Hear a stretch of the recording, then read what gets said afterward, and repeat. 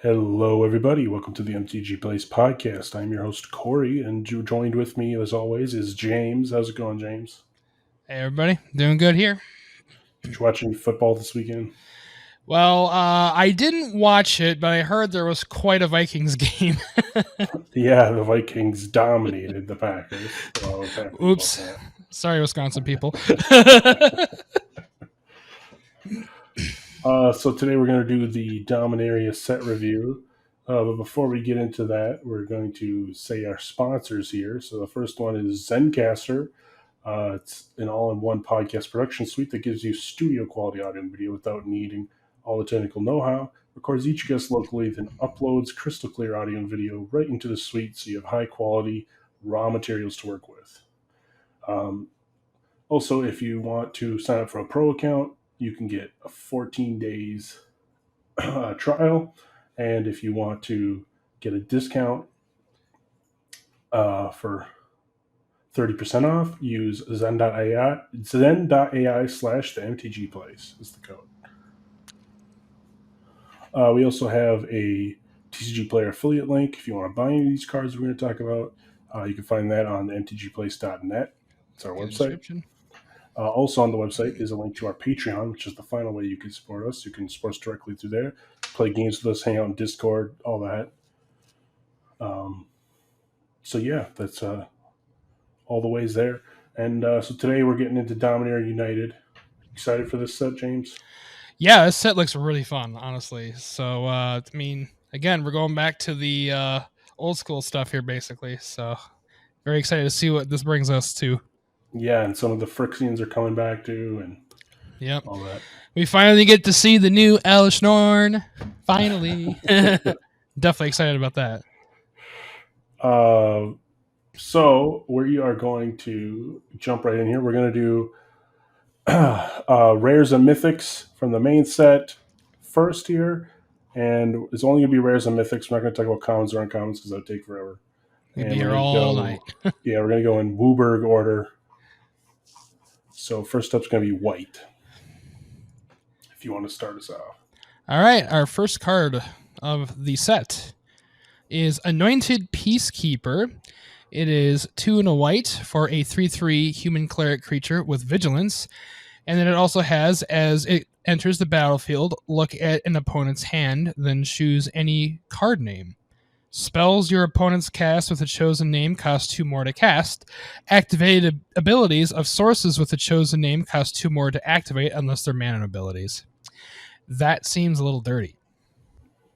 Yeah, so you look at their hand, pick something in it, or just name something that you know is in their deck, and then they have to either pay 2 more for it or you pay 2 more for abilities. Yeah. So it's kind of a fair, what's the card? Death and Taxes. Yeah, it's definitely a Death and Taxes type card. Yep, Revoker. It's like a fair Revoker, yeah. 3 for a 3/3 Vigilance is still good. Yeah, decent for sure. And has pretty nice abilities too, so. Definitely a white Hate Bears card. Yeah, great for Standard. Standard doesn't usually get cards like this, so this will be great. Definitely see play. Right. Yeah, next card up is Archangel of Wrath. It's 2 white for a 3/4 Angel. Has Kicker, so Kicker's back. Kicker for a black and or a red. So you could pay a black or a red or both. It's a 3/4 flying lifelink Angel, and when it enters the battlefield, if it was kicked, deal 2 damage to any target. If it was kicked twice, deal 2 damage to any target. Okay. So you could play this 4 mana 3/4 flying lifelink, 5 mana 3/4 flying lifelink, deal 2 damage, 6 mana 3/4 flying lifelink, deal 4 damage. Seems pretty good if you have those additional colors to splash, especially. Again, very decently statted, just base, so pretty decent card.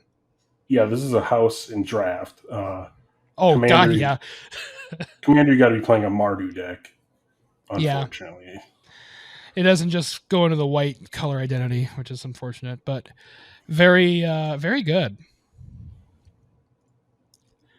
Next up, we have Danitha. Geez, these names. Danitha Banalia's Hope. There we go. It is 4 and a white for a 4/4 legendary creature that's a human knight. It has first strike, vigilance, and lifelink. When this card enters the battlefield, you may put an aura or equipment card from your hand or graveyard onto the battlefield attached to this. Yeah, so this is pretty good. Commander-wise, you can play it as a commander, and you do the standard aura or equipment deck.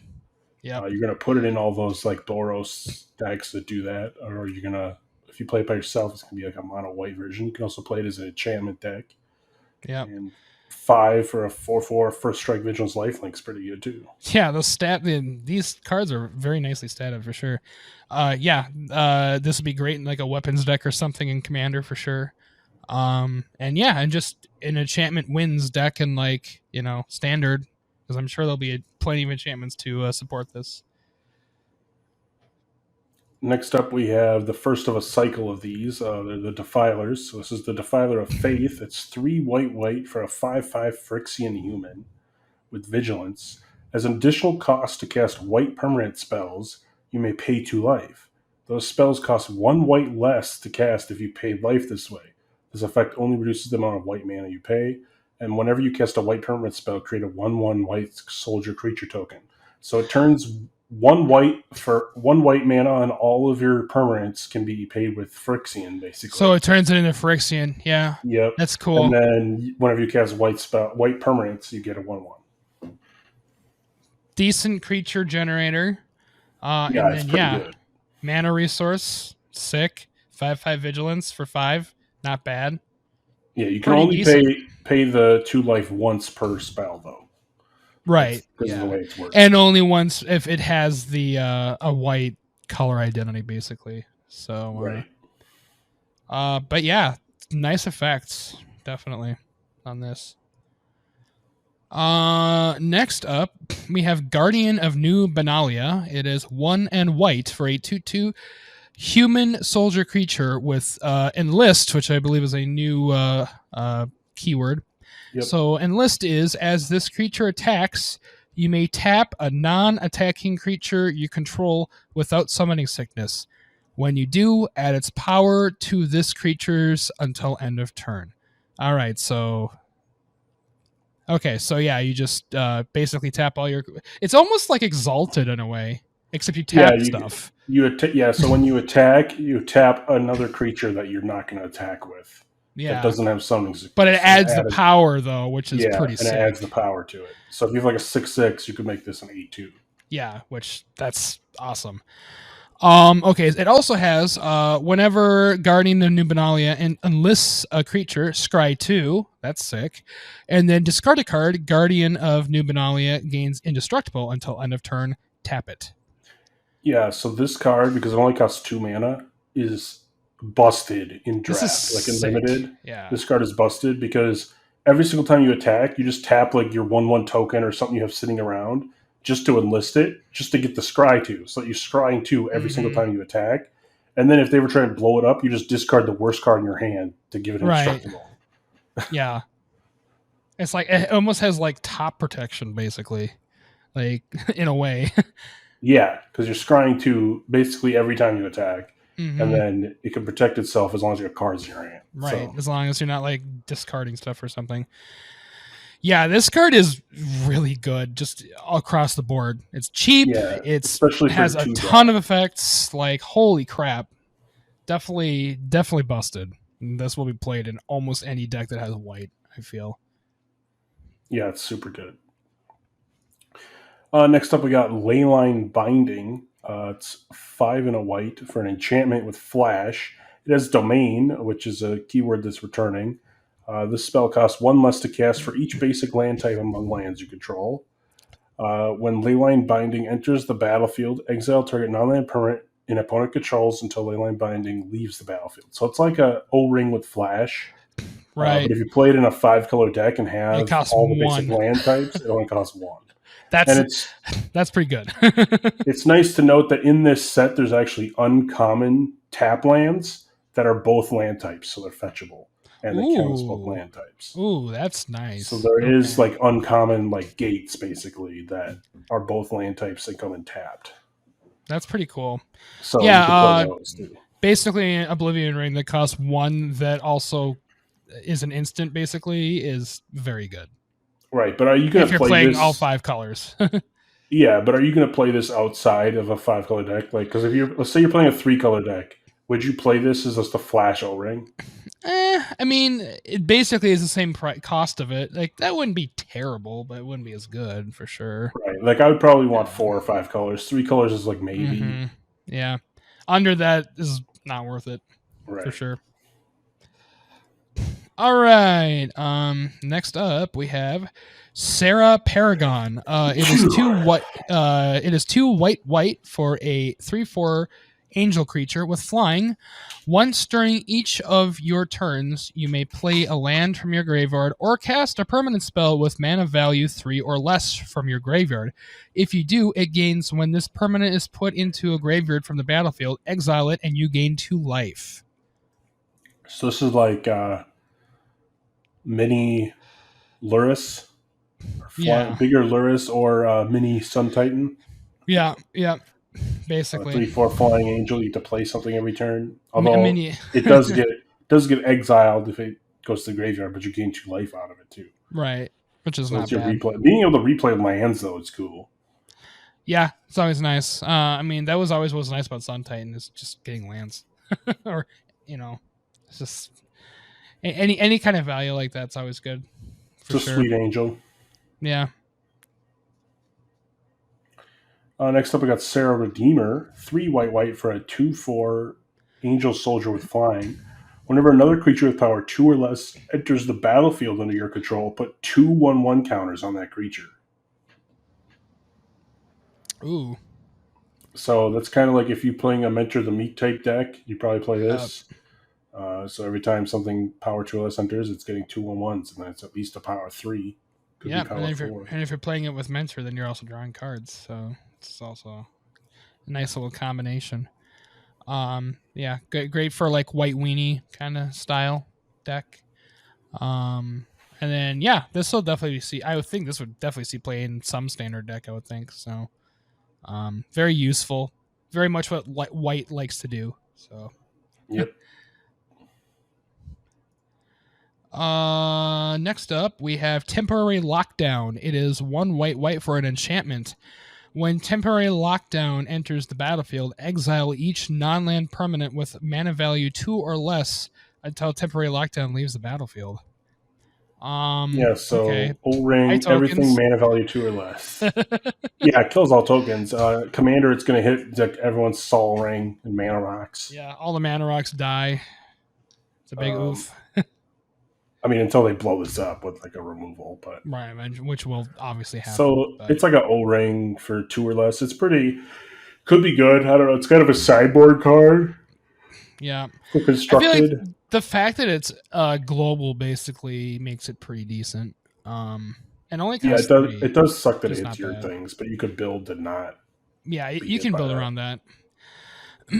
Pretty decent card though for like a sideboard or something of that sort.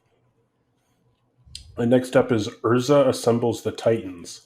It's 3 white for an enchantment saga. It has read ahead, so it's a new ability to this set. You choose a chapter and start with that many lore counters. Add one after your draw step. Skip chapters don't trigger. Sacrifice after 3. So basically, you can choose what chapter you start with. So you can pay 5 mana, and the first chapter is Scry 4. Then you may reveal the top card of your library. If it's a Planeswalker card, put it in your hand. And the second chapter is you may put a Planeswalker card with mana value 6 or less from your hand on the battlefield. And the third chapter is you may activate loyalty abilities of Planeswalkers you control twice this turn rather than once. So if you're playing a Super Friends deck, you're probably playing this. This is all a very 3 good modes card. have to do with Planeswalkers, so I would assume you're not going to play it outside of that. I wouldn't think so, yeah. Because like in that deck, like you're probably going to choose the first one if you need a card. If you don't need a card, you're going to go the second one. Yeah. And then if you just want to play abilities a bunch, you're going to go the third one. So like all 3 modes are good. Yep. And if you want, you can choose how many you want. So it's a flexible card, but you're only going to play it like a Planeswalker deck. Yeah, it's definitely made for a Super Friends style deck for sure, but it's very good in that setting. So I could see this definitely in Commander or one of the older styles of play. Right. And then if there are a lot of good planeswalkers in this set, then I could definitely be playing Standard too. So next up we have Valiant Veteran. It is 1 and a white for a 2/2 core soldier creature. Other soldiers you control get +1/+1. And then if you pay 3 white and exile Valiant Veteran from your graveyard, put a +1/+1 counter on each soldier you control. Yeah, so this is Soldier Tribal Lord. If Soldier you have a deck. Soldier deck, you're going to put this in there because it's better than all the old Lords. Oh, by Because it could far. do something in the graveyard. Yeah, that's pretty sick. Yeah, great card for Soldier Tribe. Very So that's cheap it for white. What card's your the best card, you think? Well, the Saga is really good for Planeswalkers. Otherwise, that Guardian of new Banalia card was pretty sick. Yeah, I think the Defiler Faith is pretty cool. It's just cheating mana reduction for white. Yeah. And the Sarah Paragon being able to play extra stuff. So like white doesn't have a ton of stuff, but I think all of it is good and could see play. Oh, for sure. Yeah, there's not really a bad card here. In the right situation, these are you all might pretty see good. these cards around. Definitely. So on to blue here. First one is Academy Lore Master. It's blue for a 2/3 human wizard. At the beginning of each player's draw step, that player may draw an additional card. If they do, spells they cast this turn cost 2 more to cast. Ooh. So I haven't decided how good this card is because it's like, well, I could draw an extra card, but if I do, I got to pay 2 more for everything I play this turn. Right. I guess if you're really desperate for card draw, then this is decent. But yeah, I don't know. It's a really double-edged sword. Yeah, I think the main way to take advantage of this is to kind of build your deck to where everything is low costing, so it doesn't matter. Yeah, so you don't care if you have to pay two more. Yeah. Or if you're in like Commander, then you just play Ristic Study with us and you don't care. Yeah. All right. Next up, we have Aether Channeler. It is 2 and a blue for a 2/1 human wizard creature. When Aether Channeler enters the battlefield, choose one. Create a 1/1 white bird creature token with flying. Return another target non-land permanent to its owner's hand, or draw a card. So how far we have come that Man of War is now this good. I know, right? I think all 3 modes are good. Drawing a card, good. Yep. Create a bird, good. Bounce something, very good. Definitely. It doesn't have flash or anything, but it's still 3 for a 2/1. You're going to play this, especially like an ETB deck where you can flicker this or copy the effect. And what's nice is if you copy the effects and just choose one, you could pick different modes. Right. I guess this is decent for Brago or like that kind of style deck for sure. Especially with the multiple ETB effects, like that's pretty nice. Yeah, it's kind of like a Venser, but more flexible because you can like, oh, I need dude bodies, I'm making a dude. I need to get rid of this thing, I'm bouncing. Oh, I need cards, I'm drawing. Yeah, I feel like this will definitely be seen for sure. Next up, we got Cosmic Epiphany. 4 blue for a sorcery. Draw cards equal to the number of instant sorcery cards in your graveyard. So it's just another card. Yeah, another card that's going to draw your deck. Like you probably are going to play this in decks where you play, spells matter, like Is It decks, or decks with the fastest Oracle draw your deck thing. The Blue Sun type draw deck. Draw the deck and then you win if you have no cards in your deck or whatever it is. Line. Yeah, this is definitely a combo piece for that. Next, we have the blue Defiler. It is Defiler of Dreams. It is 3 blue for a 4/3 Phyrexian Sphinx creature with flying. As an additional cost to cast blue permanent spells, you may pay 2 life. Those spells cost 1 blue less to cast if you paid life this way. This effect reduces only the amount of blue mana you pay. Whenever you cast a blue permanent spell, draw a card. So this one's really good because it's a 4/3 flyer for 5 and lets you draw cards Yeah. every time you play a blue permanent. This is very, very good for blue. Like everything you play has draw a card on it that's that's going to be sticky. Anything sticky, all your creatures are going to draw a card. It's pretty good. Yep, definitely, and it's basically free. So free card draw. Super good card. Very good. Next up, we got the Hati Jin. 1 blue for a star 4 Jin with flying. Its power is equal to the number of instant sorcery cards in your graveyard. So a star 4, if you have 4 cards, it's a 4/4. And instant sorcery spells you cast cost 1 less to cast. So another spells matter card. Seems pretty nice. Yeah, if you play the Is It guy, what's it, Electromancer or something that reduces instant sorcery spells, you're definitely going to play this guy because he's going to be big, like an X4 flying. That also makes your spells cost less as good. Yeah, I'd definitely love to see that.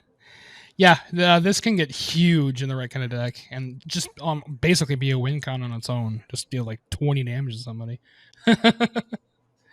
Yeah, and the fact that your spells cost less too is also very nice. Yeah, and it's only 3 mana. So like, yeah, even if you play this on turn with none, it's 3 mana for a 0/4 flying. You can at least block some stuff and make your spells cost less. And then like your like spell pierces or whatever causes 0, like, well, I guess those can't cause 0, but like your something that costs 2 only costs 1. It's 1 blue. Like your days cost 1 blue instead of exactly. land. Just basically way better. Yeah, very good card for sure. Next up, we have Silver Scrutiny. It is X blue for a sorcery. You may cast Silver Scrutiny as though it had flash. If X is 3 or less, draw X cards. So how good is 5 mana, draw 3 cards, instant speed? It's worse than Harmonize. No, yeah, but Harmonize is a sorcery, but still, like, do you really need like Divination that? Is what, 3 for 2 cards? Here you'd have to pay 4 for 2 cards. So you're gonna have to pay you're probably gonna play this as a sorcery and pay dump 5, 6, 7 mana. Oh, for sure.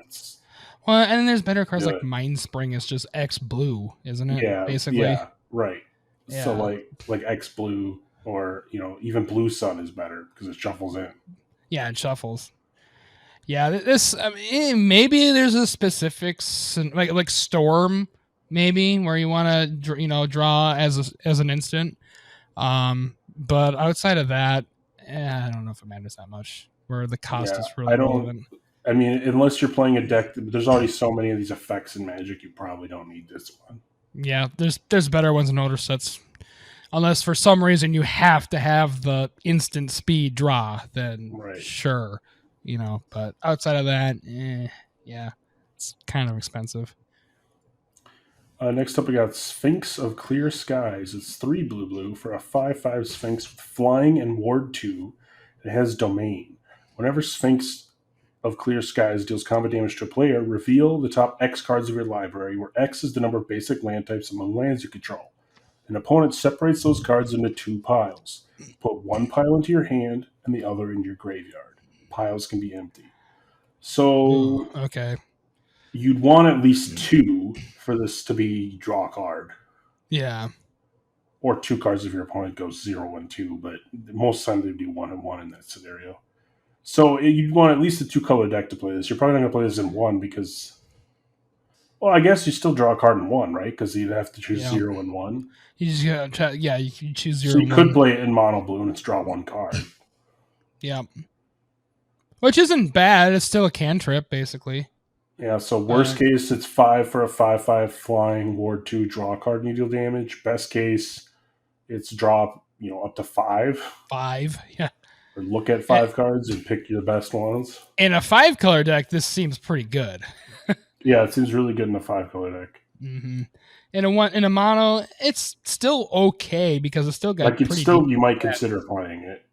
Yeah. Especially if you like Sphinx Tribal or Flying Choke. The ward 2 is nice too because they have to pay an extra 2 mana to get rid of it. It's hard to get to clear for sure.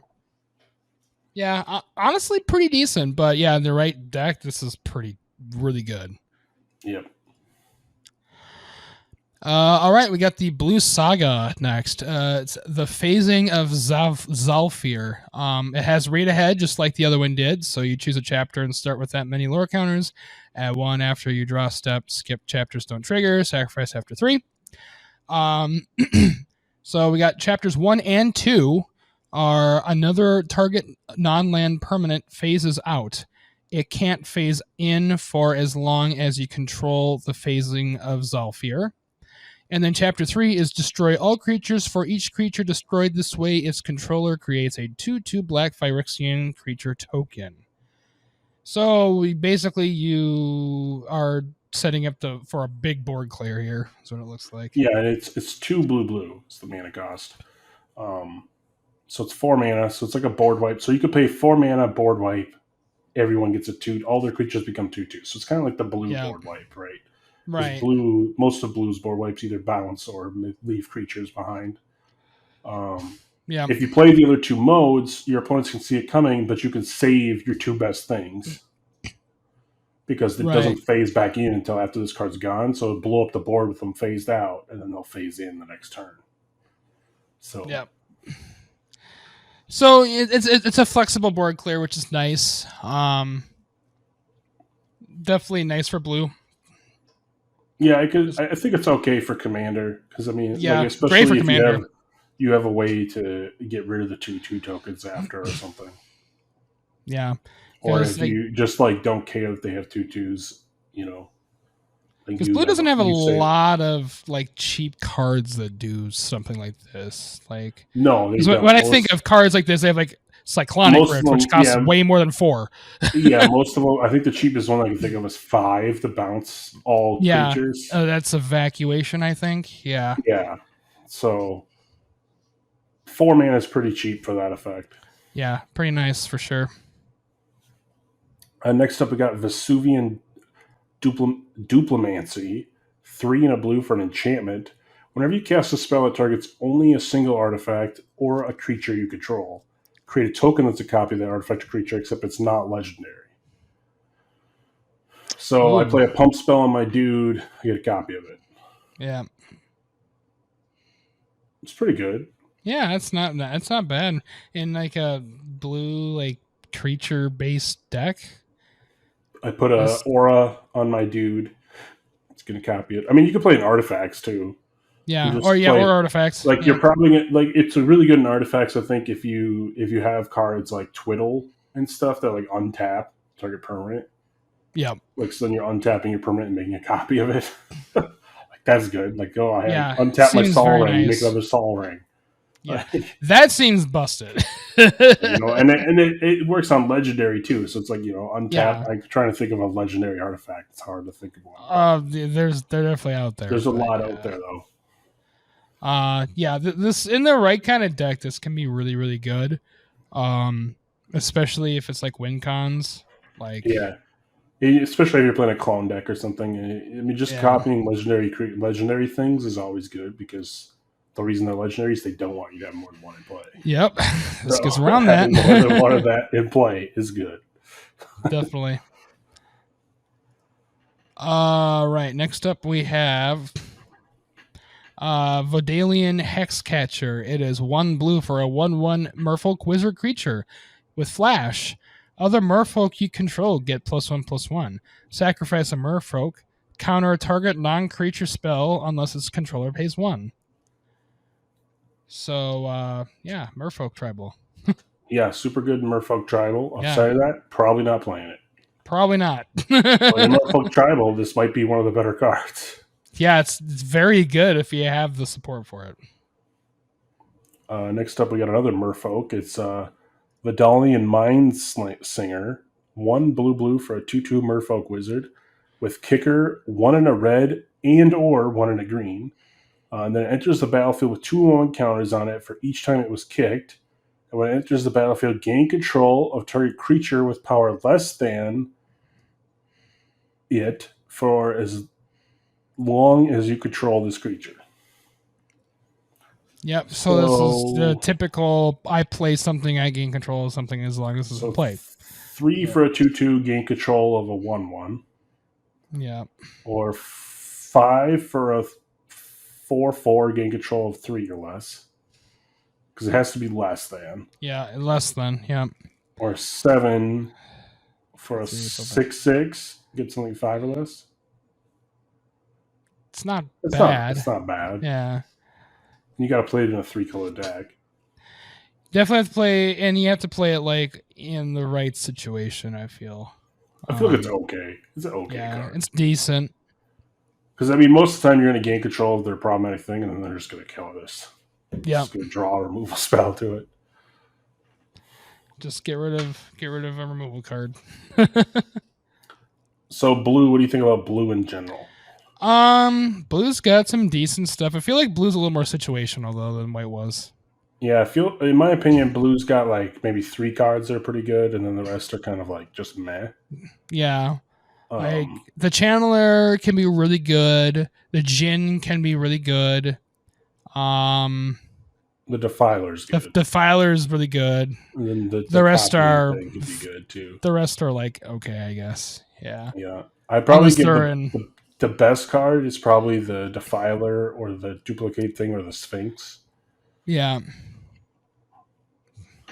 But you might see some of these cards around. I don't think you're going to see Silver Scrutiny very much, or the Academy Lore Master. Yeah, there's just better cards than Silver Scrutiny. I feel like it's just too expensive for what it is. All right, we are on to Corey's favorite color, which is black. Black. Ooh. First off, we have a Braids card. Interesting. Yep, new Braids. Haven't seen one of these in a while. Braids, Arisen Nightmare. It is 1 black for a 3/3 legendary nightmare creature. At the beginning of your end step, you may sacrifice an artifact, creature, enchantment, land, or planeswalker. If you do, each opponent may sacrifice a permanent that shares a card type with it. For each opponent who doesn't, that player loses 2 life and you draw a card. Ooh, so that's spicy. Yeah, this is actually pretty good, especially in limited, because on turn 3 you could drop this, sack your token, and then they either have to sack a creature, their weakest creature, or they lose 2 life if you draw a card. Right. If you're way ahead on lands, you can just sack a land, and then they're like, okay, do I want to get rid of a land? No. Okay, right. You draw a card, and I lose 2 life. Yeah. So it's decent. It can get into scenarios where you don't want to sack things, and then then you're kind of screwed. There. Yeah, because you don't have to do it, but right. So because there's a choose, but it's better when you do have fodder or something to sacrifice every time. Yeah, like it's also nice if you happen to have like a planeswalker artifact or something, and your opponents don't, you could sack it and then make them all lose 2 life and draw like 3 cards. Like, this is way better in Commander than it is in 1v1. Yeah, this is fantastic in Commander because there's so many different ways you can just create fodder to just keep this going forever until it's removed. So. Pretty nice. All right, next up we got the Defiler of Flesh. So the Black Defiler. It's 2 black for a 4/4 Phyrexian Horror with Menace. It's additional cost to cast black spells. You can pay 2 life. Those spells cost 1 black less. If you pay life this way, it reduces only the black mana you pay. Whenever you cast a black permanent spell, target creature you control gets +1/+1, gains Menace until end of turn. So in my opinion, this is one of the weaker Defilers, but it is the cheap, like, it is only 4 mana. It's 4, yeah. For a 4/4 Menace, so it's still good, like, especially if you have Menace a Keurig deck or something already. Yeah. Menace is a pretty decent keyword. So, yeah. Interesting, +1/+1. I guess the black does pump occasionally. It's more of a green thing normally, though, but... Yeah, I mean, it buffs the creature and gives it Menace, so you can get in for 1 more damage. Right, and the Menace is the only thing that sucks is like you can't, like, if you buff the thing you just played, you need haste, like, so you have to buff something that's already been in play. Yep, so definitely situational. Could be good. It could be good in like a token deck or something. Yeah, this would be great like a zombie deck or something, like with gets a bunch of tokens or something like that. Let's see. Next up, we have Drag to the Bottom. It is 2 black for a sorcery with Domain. Each creature gets -X until end of turn, where X is 1 plus the number of basic land types among lands you control. So in a 5-color deck, this is pretty powerful. Yeah, everything gets -6 for 4 mana. Mm-hmm. In a mono black deck, not so great. Yeah, in a mono black deck, it's worse than Infest because it's 4 Yeah. for -2/-2 instead of 3. So you probably want to play this in at least a 3-color deck, probably. Yeah. Yeah. I feel like 3 is kind of the magic 3, you're number getting or more. -4/-4 to everything, which is then it's like the same as like a Languish or something. Yeah. Which is a decent card. Maybe you want 4 colors or more.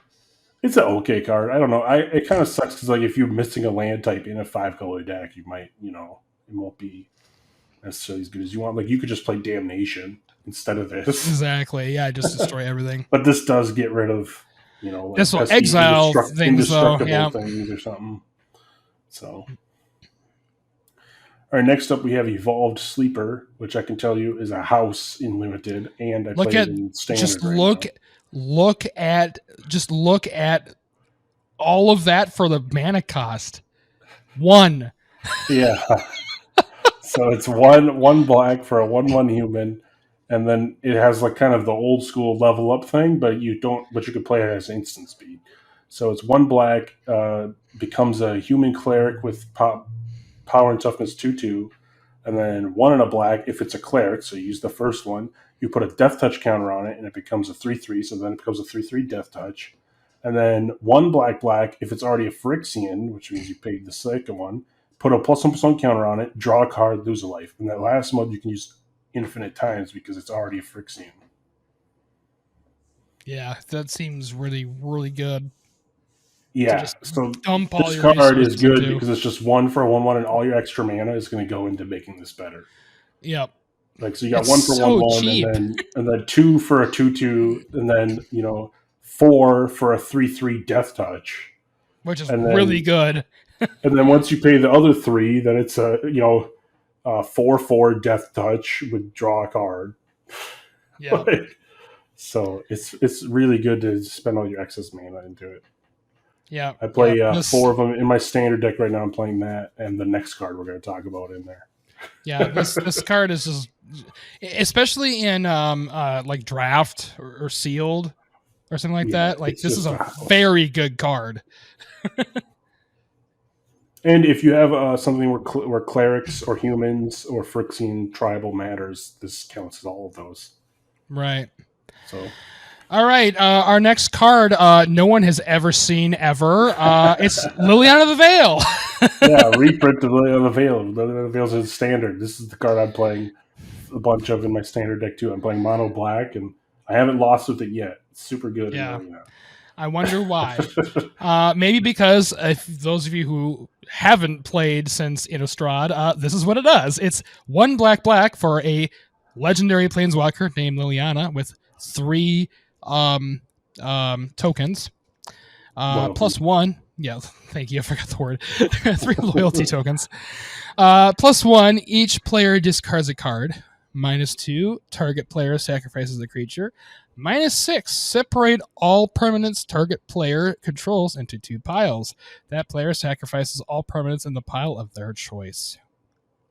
Yeah, busted card. Very good. And someone commented in the Discord earlier that this card is busted with Turgid, and I'm like, oh yeah, it is. It totally. Yeah, it is. Oh, you make you sack a creature. Now I get it. Make you discard a card. Yep. Now I get it. So yeah, it's super good. Planeswalker. If you need to pick these up for Legacy or Modern, it's been a staple for so long in those formats. It's dropped down to like $40. So you could pick it up for relatively. It used to be like 80 or 90. So yeah. It's gone down a lot now if you need to. So definitely a needed reprint. Fun to have it in standard again. Oh yeah, this will be fun to see play it again for sure. Next up, we got Shadowrite Priest, 1 and a black for a 2/2 human cleric. Other clerics get +1/+1. And it's pay 5, tap it, sacrifice another cleric, search for your library for a black creature, put it on the battlefield, and shuffle. So cleric tribal, you can search for any kind of creature you want. You could also maybe play it in like Shadowborn Apostles or something, because I think you could just sack that for like the big demon then. Right, yeah. For cheaper than having a bunch of Shadowborn Apostles, because I think they're clerics. I'm not sure, but yeah. Otherwise, you could just have some big black bomb and then pay 5 for it. Yeah, It's a easy. lord. You're going to play it in cleric stacks, otherwise you're not playing this. Yeah, this is very much a trouble card for sure. Next up, we have another Shieldred. It looks like Shieldred, the Apocalypse. 2 black for a 4/5 legendary Fire Extreme Praetor with Death Touch. Whenever you draw a card, you gain 2 life. Whenever an opponent draws a card, they lose 2 life. Ouch. Yeah, this card is busted. It's also in my mono black standard deck. This sitting in play, you don't have to do anything, and you're gaining life every round, and they're losing life every round. Yeah. So it's And without then, even attacking, it's a 10-turn clock. yeah, that's really good.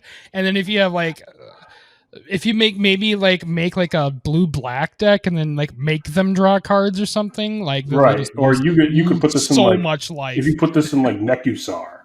This is made for Nekuzar. or if you wanted to try and do mono black Nekusar type deck with them wheeling a bunch of cards and making them draw, you play this and the McGrim and the Unrolled Dreams and all that does the same effect. Yeah, it's definitely possible with this. This is a good engine for that. But just 4 for a 4/5 Death Touch is good too. Yeah, those are some this Shieldred really good base stats. Really, really good, especially in draft. You just win. Yeah. So yeah, definitely very, very, very good. Next up, we got Stronghold Arena. It's 1 and a black for an enchantment with kicker, a green and or a white. When it enters the battlefield, you gain 3 life for each time it was kicked, so you can gain up to 6 life with that.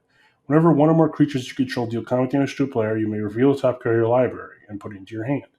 If you do, you lose life equal to its mana value.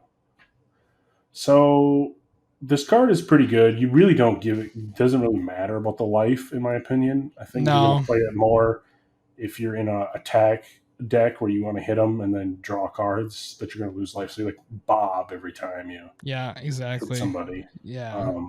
It's decent in Commander because you could swing at 3 different people and then trigger this 3 times. Yeah. Yeah, this is basically just another Bob, right? With more steps. Yeah, it's Bob, but you have to hit someone for damage. Yeah. Yeah. So it's okay. Yeah. It's okay. It's decent. I mean, it still only costs 2, which is pretty nice. I don't know if I'd ever kick it unless I really am behind on life. Like unless you're like really about to die or something, maybe. Yeah. Otherwise, yeah, you just go for the ability for sure. All right. We have the Black Saga next. It is the Cruelty of Gix. It has read ahead just like the other ones do, or you can basically skip chapters. Chapter 1 is target opponent reveals their hand. You choose a creature or planeswalker card from it. That player discards that card. Chapter 2, search your library for a card. Put that card into your hand, then shuffle. You lose 3 life. Chapter 3, put target creature card from a graveyard onto the battlefield under your control. So this could be good. So if you do all 3 modes, you're taking their best creature, putting it in the yard, getting your best card from your deck in your hand, and then putting any creature from any graveyard, so probably the one you made them discard, into play under your control. That's pretty good. I honestly, if I was playing it, later in the game, I probably would just skip chapter 1 and then go get a card because tutoring is good and getting a card back is good. It does cost 5 mana. That was the only downside to it.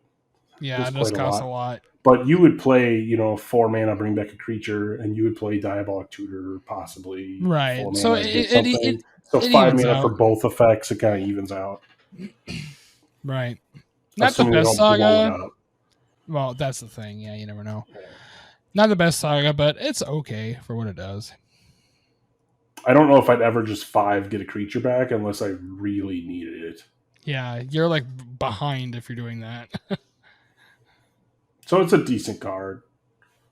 Yeah. Next up, we got the Raven Man. 1 and a black for a 2/1 legendary creature human wizard. At the beginning of each end step, if a player discarded a card this turn, create a 1/1 black bird creature token with flying. This creature can't block. It has pay forward, tap it, each opponent discards a card, activates a sorcery. So this card's okay. I don't like that the birds can't block because like you already have to Yeah. make them discard, and then it costs a shit ton to use its own ability. So you have to Right. play this in a discard deck already to be good, and then like you're just swinging with birds. It kind of sucks that they can't block. Yeah, they're only for attacking or like pure fodder, basically, at that point. Right. So And then you're just gonna aristocrat it or something anyway. yeah. So There's if you're playing a discard deck and need tokens, you might play it. Otherwise, there's probably better cards. there's better stuff out there for sure. Our last black card, it is Tyrannical Pitlord. It is 4 black for a 6/6 demon creature with flying and trample. As Tyrannical Pitlord enters the battlefield, choose another creature you control. The chosen creature gets +3/+3 and has flying. When Tyrannical Pitlord leaves the battlefield, sacrifice the chosen creature. So this, I think, could be good in the right situation. Like, say you have a Yep. dies trigger guy. Just giving something 3/3 flying is good, but the fact that when this dies, you also have to get rid of the other thing. You're going to want whatever you get rid of to get some sort of value when it dies. Yeah, hasn't Probably, I think. hits the battlefield or the graveyard effect or something. Trigger, yeah. Like this with like Kakusho, you have an 8/8 flyer.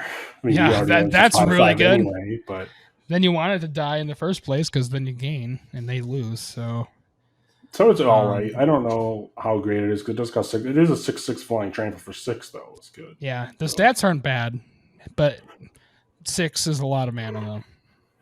Or you could just throw this on a 1/1 token that you don't care about, and then you got a 6/6 and a 4/4 flyer. Right, like 6, or so that's like 10 power for 6. That's not bad. It's pretty good, Right. and they both have flying. Right, it's pretty good. So overall, what do you think of black? Black seems okay. I mean, obviously it has Lily in it. It has that Evolve Sleeper, which is really insane. Yeah, and Shieldred is busted too. And Shieldred, of course. Like, yeah, it's definitely better than blue. It's pretty comparable to white, I'd say, because white had a lot of good stuff in it. Right. I definitely like the Shieldred Liliana Evolve Sleeper. The braids is cool. I don't know how good it is, but in the right situation, it's good if you're like able to like aggressively like make people discard stuff or lose life or whatever. But yeah, black's definitely got some good stuff though. All right, we're on to red. Yeah, next up we got Chaotic Transformation. It's 5 and a red for a sorcery. Exile up to 1 target artifact, up to 1 target creature, up to 1 target enchantment, up to 1 target planeswalker, and or up to 1 target land. For each permanent exiled this way, its controller reveals cards to the top of the library until they reveal a card that shares a card type with it and puts it on the battlefield and shuffles. So this is like polymorph for a bunch of different things at once. Yeah, that's if you do it all, that's pretty good, honestly. You just transform your 1/1 into like a big creature. Yeah, you have to. I think you have to build your deck in a way that it's going to be good for you to do this on your own stuff. I don't know if you do it on your opponent's stuff. I mean, you could, and they might just get something worse. Yeah. I don't know definitely if that's a gamble. 6 mana though. Yeah, it's basically gamble the card. Yeah, even more than gamble is. I mean, like, but Chaos Warp does the same thing for 3 on one thing, right? Yeah. So this is for 6. You could hit 1, 2, 3, 4, up to 5 things. Like 5 but it's only things, a sorcery, not an instant. Right. I feel like in the right kind of deck, this could be okay. But it's a that's missing removal might be all right. Yeah, but it's a risky card. Yeah. I mean, say you get rid of their Sol Ring and they flip up a Blightsteel. Yeah, well, yeah, then you lose the game. Oops. So. Yeah, this is very RNG based. Yeah, if you look at Chaos decks, okay. Could be fun to play in the right kind of deck for sure. Like if you just want to be chaotic, then yeah. Next up, we have the red Defiler. It's Defiler Instinct. It is 2 red for a 4/4 Phyrexian Kavu creature with first strike. As an additional cost to cast red permanent spells, you may pay 2 life. The spells cost 1 red less to cast if you pay life this way. This effect reduces only amount of red mana you pay. Whenever you cast a red permanent spell, Defiler of Instinct deals 1 damage to any target. So it's like a worse Gutter Snipe, I guess. That also Yeah, has the Fire effect. Gutter Snipe's 2 damage, but you can only on instants and sorceries. This is a permanent, you can deal 1. So far, this is, in my opinion, probably the second best one to the blue one, because like dealing damage every time you play something is pretty good. Yeah, red likes to ping stuff, so for sure. I mean, it only costs 4. Yep, and as for strike, which is also nice. And it's a Kavu if you like Kavus. Yeah, I know. I was about to say I haven't seen a Kavu in a while. Next up, we got Jaya, Fiery Negotiator. 2 red for foil loyalty, legendary planeswalker Jaya. It has 4 abilities. The first one is +1, create a 1/1 red monk token with prowess. -1, exile top 2 cards in your library. Choose 1, you may play that this turn. -2, choose target creature an opponent controls. Whenever you attack this turn, Jaya deals damage equal to the number of attacking creatures to that creature. And -8, you get an emblem with whenever you cast a red instant sorcery spell, copy it twice. You may choose new targets to the copies. Okay, so it's got like all minuses, thank God. Yeah, except for the first one's a plus. Yeah. So in spell, you're gonna play this in like the -1 and the +1 are like spells, and the -8 are like spells matters. Yeah. But the -2 is like when you attack. So then you want like tokens and stuff. Yeah. So I feel like the -2 is kind of like you're in the other way. So you could kind of play this in a token deck, and then you'd use the +1 and the -2 more often, I think. Or the -1 just for like impulse card draw. Or you could play this in a spells deck, and you're going to play the other 3 modes. So it's decent card. I feel like the best mode is the impulse draw and the creating a monk with prowess. Yeah. And then the ult you can get there. Yeah, fairly flexible, which is pretty nice to see. You know, it's also nice that it comes in with 4, so like if you +1 it, it's going to protect itself from a lot of. Also, the fact that it only costs 4 mana cost to play is pretty nice. That's usually the sweet spot for planeswalkers. So I feel like this will definitely get some play just between the flexibility of it and the low CMC or mana cost. So definitely like to see that. And honestly, decently statted loyalty. Yeah, it's 4. So yeah. So you get 4 turns around. Well, 3 turns plus the turn you play this around. You can like ultimate it. Yep. So yeah, definitely a decent clock. So yeah, a lot to be done here, which is nice. Next up we have Kelden Flame Sage. It is 2 and a red for a 2/3 human shaman creature with enlist. Whenever Kelden Flame Sage attacks, look at the top X cards of your library, where X is Kelden Flame Sage's power. You may exile an instant or sorcery card with mana value X or less from among them. Put the rest on the bottom of your library in a random order. You may cast the exile card without paying its mana cost. Yeah, so this is really good if you have something big to enlist on it. Because like if you make this a 7 power, and then you swing with it and cast something that costs 7 for free, that's really good. Right. But if you just attack with it without a listing, you gain something that costs 2 or less for free. So that's not bad either if you have. Yeah, I mean, if you're just playing just regular burn, then yeah, that's kind of the sweet spot for mana cost for those spells. Right. So it's definitely playable. Good. It's definitely played good when I've played it in draft. Yeah, I could definitely see this getting played a lot. Next up, we got Rada's Firebrand. 1 and a red for a 3/1 human warrior. When it attacks, target creature defending player controls with power less than Rada's power can't block this turn. And then it has Domain for 5 and a red. It gets +2/+2 until end of turn. This costs 1 less to activate for each basic land type among the lands you control. So in a 5-color deck, you pay a red for +2/+2. But you can only activate this once each turn. Yeah. So I don't know. It's 2 for a 3/1. Make something not be able to block. That's pretty good in like an aggro deck. Mm-hmm. Decent best case, it's you pump it to a 5/3 and swing. Make something not able to block. It's okay. It's all not the right. greatest. Yeah. It's an okay card.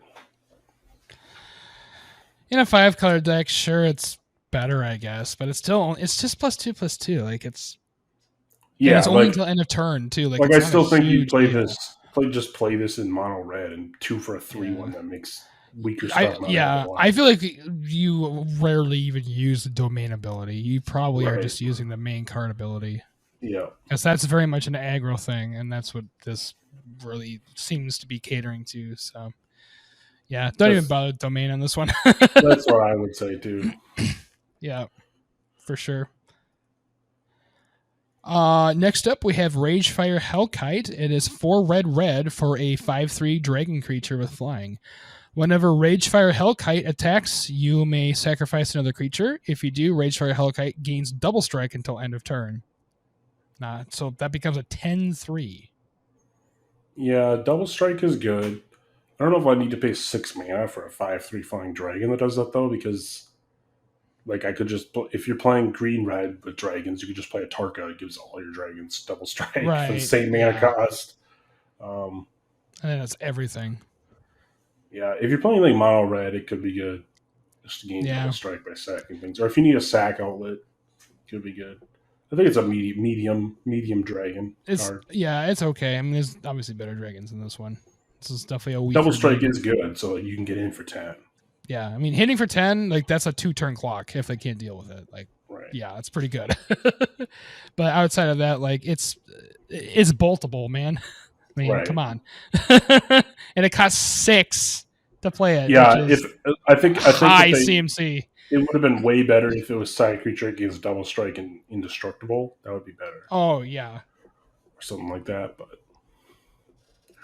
all right, Rudenveld Horde Master is next. 1 and a red for a 1/1 Goblin Warrior. Other goblins you control get +1/+1. And whenever it or another goblin you control dies, exile the top card of your library. If it's a goblin card, you may cast that card until the end of your next turn. So nice goblin synergy here. Yeah, super good goblin tribal. Otherwise, not going to play it. Nope. Outside of that, it's pretty useless.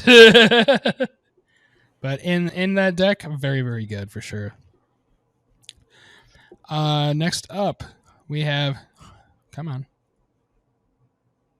Oh my god. Internet's being slow. Shivan Devastator. It is X and a red for a 0/0 Dragon Hydra creature with flying and haste. Shivan Devastator enters the battlefield with X +1/+1 counters on it. Yeah, so you pay 3. It's a 2/2 flying haste. So the issue with some of the Hydras that are like green and X is you can't attack with it when you first play it, right? This is nice because it's red X and it's a Dragon Hydra, so it kind of takes the best of both. You get the flying and the haste from the dragon, and you get all the 1/1 counters from the Hydra, and then you could swing right away. So it's definitely nice if you need to like close out the game, just play it for a bunch, swing with flying haste. Yep, for sure. So it definitely can play good because it's flexible enough. Yeah, if you have if you have a bunch of excess mana, then this can get just huge. Yeah, it's definitely playable. I mean, it's not like the greatest, but it's not the worst. It's definitely a good card. It's a bomb in draft. Oh yeah, it's definitely a bomb. Next up, we got Squee, the Dubious Monarch. It's 2 and a red for a 2/2 legendary creature Goblin Noble haste. So a new Squee, and Squee never dies. So let's see what he does here. Whenever Squee the Monarch attacks, create a 1/1 red Goblin creature token that's tapped and attacking. And then you may cast Squee from your graveyard by paying 3 and a red and exiling 4 cards from your graveyard rather than paying its mana cost. So you can cast Squee from your graveyard. If he dies, you can play him again. And whenever he attacks, you get a 1/1 Goblin also attacking. It's 2/2 haster for 3. It's pretty good. That's not bad. Him. Yeah. It's good in the Goblin deck. Good if you need tokens. Especially if you play this in combination with Rabble Master or something. This is pretty good for sure. It's better than the other Squee, in my opinion. Yeah, for sure. Next up, we have Temporal Firestorm. It is 3 red for a sorcery. It has kicker 1 white and or 1 blue. Choose up to X creatures and or planeswalkers you control, where X is the number of times the spell was kicked. Those permanents phase out. Temporal Firestorm deals 5 damage to each creature and each planeswalker. So would you play 5 mana, deal 5 damage to everything? Would you play that card in a deck? I feel like red has better stuff, doesn't it? Probably. That's what I'm asking. Yeah. Would you play that card? Or would you play 7 mana, save your best thing, deal 5 damage to everything? That seems really expensive. Yeah, or 9 mana, save 2 things, deal 5. Yeah. See, I think it's just too expensive. That's way too pricey. Like if you're going to play this, you're probably going to just play 5 for 5 damage to everything. In which case, you want that effect, so you're playing like a stuffy doll or something anyway. And the other thing about it is, it's not even a true board wipe. Stuff can survive that. Right. So if you have opponents with big creatures, they're not going to die, or even big planeswalkers like Gideon or something like that could survive this. Right. So I don't know. This card seems kind of. It's a meh. I don't think it's very good. No. Next up, we got the Elder Dragon War. 2 red for a saga with read ahead, which means you can choose which chapter to start it on. The first one is Elder Dragon War deals 2 damage to each creature and each opponent. That's okay. Second mode is discard any number of cards, draw that many. That's pretty good. And the third mode is create a 4/4. It's not the best saga, but I don't know. The first 2 chapters I think are actually better than the third. See, I think the first one is garbage. Deal 2 damage to everything. Yeah. I mean, unless they have a bunch of tokens or something, but yeah, it's great. I think most of the time you're probably like, to make this any sort of value at all, you're going to play it the number 2 where you pitch your hand, draw a new hand, and then create a 4/4. Yeah, like 4 for a 4/4 with flying is just medium. Yeah, it's mediocre. Like you could probably play that in any deck. Like, do you really need a dragon token with flying that badly? I think it's okay. It's probably the worst of the sagas we've read so far. Yeah, I definitely agree with that. All right, so that's red. I think it's got some really good stuff and then some really not good stuff. Yeah, I think the Defiler, Jaya, and then the Flame Sage is pretty good. Yeah. The rest is like medium. The rest, like the Devastator's not that great. Temporal Firestorm's not that great. Elder Dragon War is pretty sad. So yeah, some good stuff, some not so great. So that's red in a nutshell. And now we are on to our last color, which is green. And our first one is Briar Hydra. It is 5 and a green for a 6/6 plant Hydra creature with trample. It has domain. Whenever Briar Hydra deals combat damage to a player, put X +1/+1 counters on target creature you control, where X is the number of basic land type swing lands you control. So this, I honestly think, is playable even in a mono green deck. Oh, for sure. Yeah. The 6/6 deal damage, put 1 counter on it. Oh, on any creature. It doesn't have to be this. Yeah. So that's pretty good. Obviously, it's best in a 5-color deck where you could put 5 counters on 5, yeah. Something. And they're permanent, which is way better, too. Right. So, not bad. Decent stats and everything. Love to see it. I mean, it does cost 6. That's the only downside. But like, green has a lot of ways to ramp, so. It costs 6, but it's worth it. It's definitely statted. It's pretty good Hydra. It's statted for it. Next up, we got the green Defiler. It's Defiler of Vigor. 3 green for a 6/6 Phyrexian Worm with trample.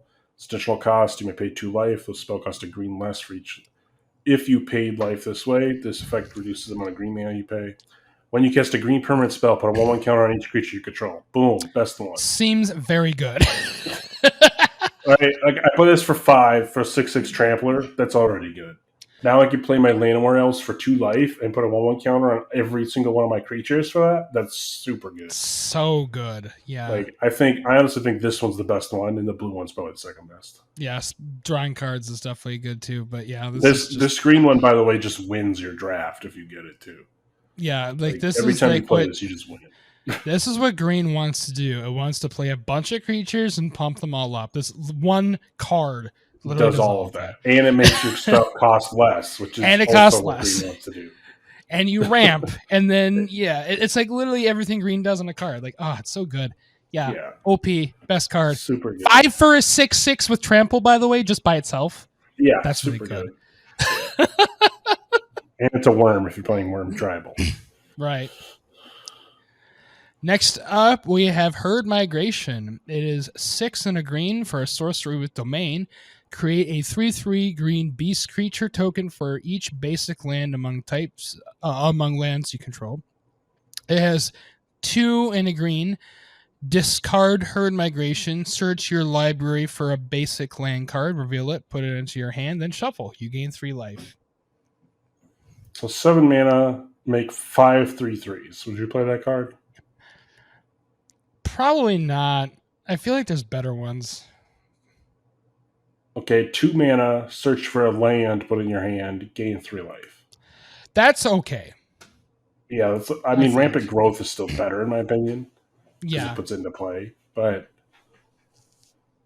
so if you need tokens in a token deck and you're playing 5 colors, I could see this being played. Although outside of that, I don't see like the 7 mana 3/3s is not worth it in my opinion. No, this is bad for like if you play a 7 mana card, you want it to like win you the game. Like I think 5 3/3s is not going to win you the game. Elephant Ambush, I'm pretty sure was better than this, and that was a bad card. Yeah, because I mean, 5 3/3s isn't even 20 damage, so you can't even kill someone with that. No, no. This, I feel like this is played more for the ramp than the actual. Yeah, I feel like you're more likely to play it for the discard, search for a basic. Yeah, this card is not great. Yeah, it's not very good. All right, next up we got Leaf Crown Visionary. It's a green and 2 greens, so green for an elf druid 1/1. Other elves you control get +1/+1. Okay, elf deck.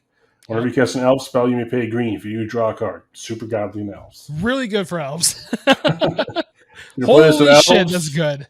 Outside of elves, you might play it if you have a decent number of elves in your deck. Otherwise, you're not gonna. Yeah, if you play elves, you will play this card. 100%. Easy. Cheap, very powerful. Next up, we have Llanowar Green Widow. It is 2 and a green for a 4/3 spider creature with reach and trample. It has domain. Pay 7 green. Return Llanowar Green Widow from your graveyard to the battlefield tapped. It gains if this permanent would leave the battlefield, exile it instead of putting it anywhere else. This ability costs 1 less to activate for each basic type among lands you control. So best case scenario, this goes down to 2 green. Yeah, so it goes back to its original mana cost of 3. Okay, that makes sense. So it's 3 mana. So I think this is a good card anyway, because without the domain effect, it's 3 mana for a 4/3 reach trample spider. Yeah. That's pretty good. Like I would play Not that bad. in like a spider deck or a deck that just needs reach blockers. Just a blocker, yeah. And green could, if you ever get to the, I guess it would be 1 less. So if it was mono green, you'd pay 7 mana to bring it back. Would be okay if you had nothing else to do. It's a house in draft because it's really good in draft. But yeah, I think it's pretty good. If you're playing in a 5-color deck, it's basically 3 for a 4/3 reach trample, and then 3 again for a 4/3 reach trample. In a 5-color, you literally can pay it twice, which is pretty good.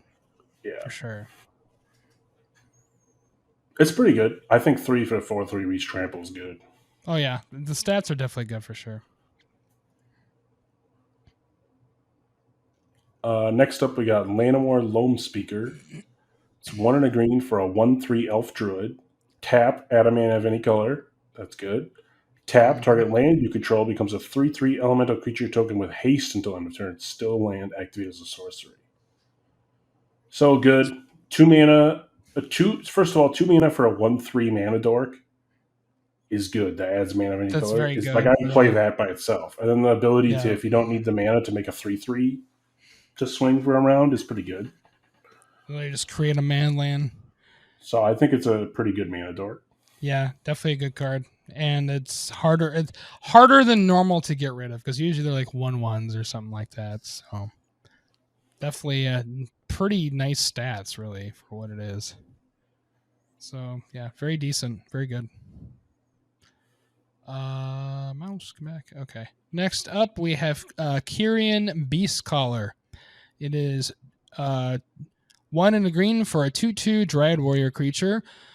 Whenever you cast a creature spell, put a +1/+1 counter on Kyrian Beastcaller. When Kyrian Beastcaller dies, distribute X +1/+1 counters among any number of target creatures you control, or X is the number of +1/+1 counters on Kyrian Beastcaller. So I think this is good because this is kind of like that. This is a better version of Champion of Lambhole. Is that the one that gets stuff? Yeah, but that makes your creatures On it? unblockable. The other one I'm thinking of is the 1-mana one that when you play Yeah. things that are bigger than it gets bigger. Yeah. This is Forgotten Age is good. a spell one. Yeah. This is good because of the fact that you get to distribute the 1/1 counters when it dies. Yeah, that's very awesome. Definitely. Like, so if they just kill it, you at least get something out of it. There's so many of these cards that it's just like if they just kill spell it, you're just like, you just cry. Right. Whereas this is like, oh well, joke's on you. I still keep all the counters. Yeah, at least get it's very nice. Definitely, it's pretty good. I'd play it in a green creature heavy deck, or any creature heavy deck. Great in Commander for sure, and other formats like that. Next up, we got Silverback Elder. 2 green. So 5 mana. 5/7 ape shaman. Whenever you cast a creature spell, choose one. Destroy an artifact or enchantment. Look at the top 5 cards of your library and put a land card from among them on the battlefield tapped. Or gain 4 life. I think that's good. Seems pretty good to me, honestly. I mean, first of all, 5 for 5/7, good. And then very good. If I have, mana dorks and stuff to cast after that, I can blow stuff up, artifacts and enchantments. I can get lands at the top, or I can just gain a bunch of life. Because this is when you cast a creature spell. So yeah. Oh my gosh. Definitely good. In a creature deck, this is very, very good. Yeah, I think it's cool. It's kind of like aura shards on a creature, but in a way. Yeah, with other modes. I mean, it's way more expensive. Actually, it's not that much more expensive because aura shards is only 3. So you basically pay 2 for it to be a creature. Yeah. To be a 5/7 creature. Yeah. That's I'd almost play this over aura shards. It's got a big butt. Yeah. This is very, very playable for what it is. Next up, we have the Green Saga. It is the World Spell. It is 5 green for a Saga enchantment with Raid Ahead, so you can skip the chapters you don't want to see. So chapters 1 and 2 are look at the top 7 cards of your library. You may reveal a non-Saga permanent card from among them and put it into your hand, but the rest on the bottom of your library in a random order. Chapter 3, put up to 2 non-Saga permanent cards from your hand onto the battlefield. So this is like almost tooth and nail. Yeah, it's like a slow tooth and nail. Yeah. I think this is good in Commander because you can get 2 things. But let's say you put it on the first mode, right? You pay 7 mana. Pick a card. Okay, cool. Pass the turn. Next turn, get a card. Now I'm probably going to play the card that I just searched for. Probably. Unless you can't. And then the third turn, I'm going to have to play the second card I searched for and something else with the free effect. So it's okay. The one thing I don't like is if you have to wait a whole round basically, unless you have more than 7 mana to do anything to whatever you're getting. Yeah, this one. Or you could just have 2 bombs in your hand and go 7, play 2 things. Right. Like in the high CMC deck, you're probably playing this just to play 2 things for free. Just to play the level 3 for sure. So I could see it being useful in Commander, but like in a constructed deck, I don't think it's that great. Yeah, standard when not, you're probably not going to see this played much unless there's like some really big bomb deck that's out there. But so far I haven't really been seeing that. This is definitely more for an older format. All right, next up is Threats Undetected. 2 and a green for a sorcery. Search your library for up to 4 creature cards with different powers and reveal them. An opponent chooses 2.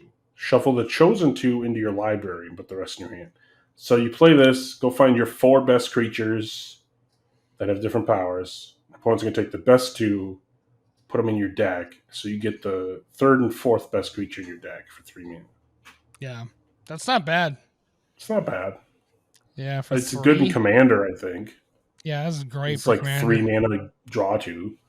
Mm-hmm. You'd play that in green, because green doesn't have a ton of draw. Not really, So, no. draw 2 relevant things. Yeah.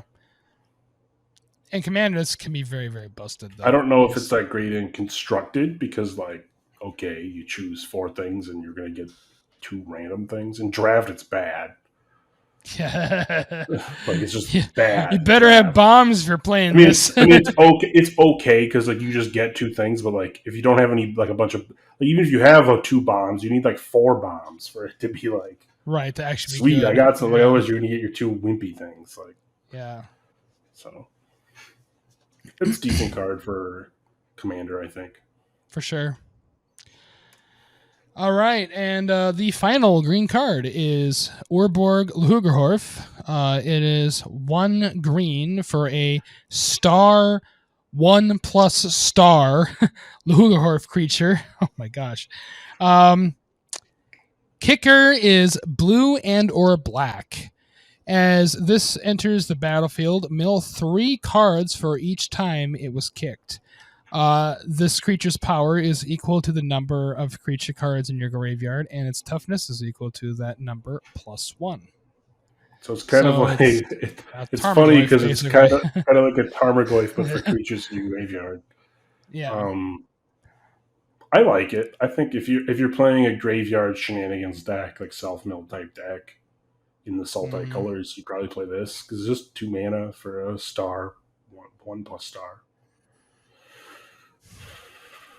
Yeah, I mean it's like literally the same cost as like Tarmogoyf is and whatnot. So yeah, so like but you're gonna play this late game for 2, or like early game you're gonna wait and pay 4 probably, so you can mill 6 first and try and hit some creatures. Yep, for sure. And if you hit 30% creatures, then it's a 2/3 for 2. Yeah, it's not bad. I feel like this is one of the best kicker cards we've seen. Yeah, definitely, because the kickers are only 1 extra. Because all the other ones have been pretty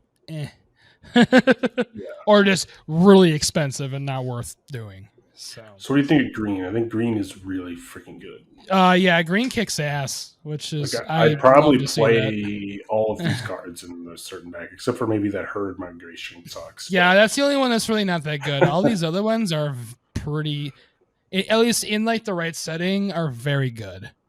Yeah, so far I think it's green and then white and black. And then white and black, yep, like easy. Blue and red are kind of lackluster. Yeah. All right, we are on to multi. All right, first up we got Sten, Paranoid Partisan. There's a white and a blue.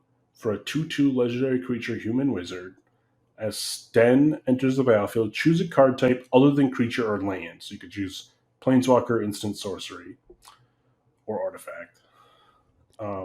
Spells you cast the chosen type cost 1 less. And then you could pay 1 blue and a white, exile it, return it to the battlefield, and owner's control at the beginning of the next end step. So you can like flicker it to change the mode. Change the mode, yep. Makes sense. Or to save it from like a kill spell or something, I guess. One I don't care for that you can't choose creatures, but yeah, in a Spells Matters blue-white deck, this could be okay. Yep, for sure. Great for Spells Matter. Great for artifacts, stuff like that. And it's flexible enough that you could flicker it to switch it if you need to. Yeah, the changing mode ability is very nice.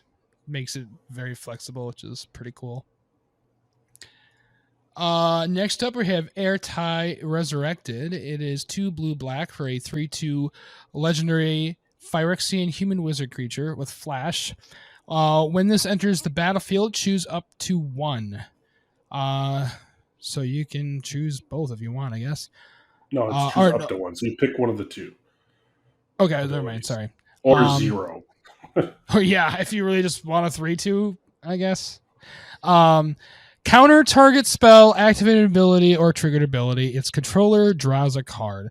Or destroy another target creature or planeswalker. Its controller draws a card. Pretty good, honestly. Yeah, so I think yeah, this is they draw a card, but oh no, what's you got really rid good. of a bunch of shit. What's really good about this is if you played as a commander, because then you have a counter spell and a kill spell in your command zone. Yeah. And that's Yeah. flash, so you can literally just play it as an instant and do it. So it's And kind of then, like the first ability is basically Venser. The second ability is just blows Yeah. something up.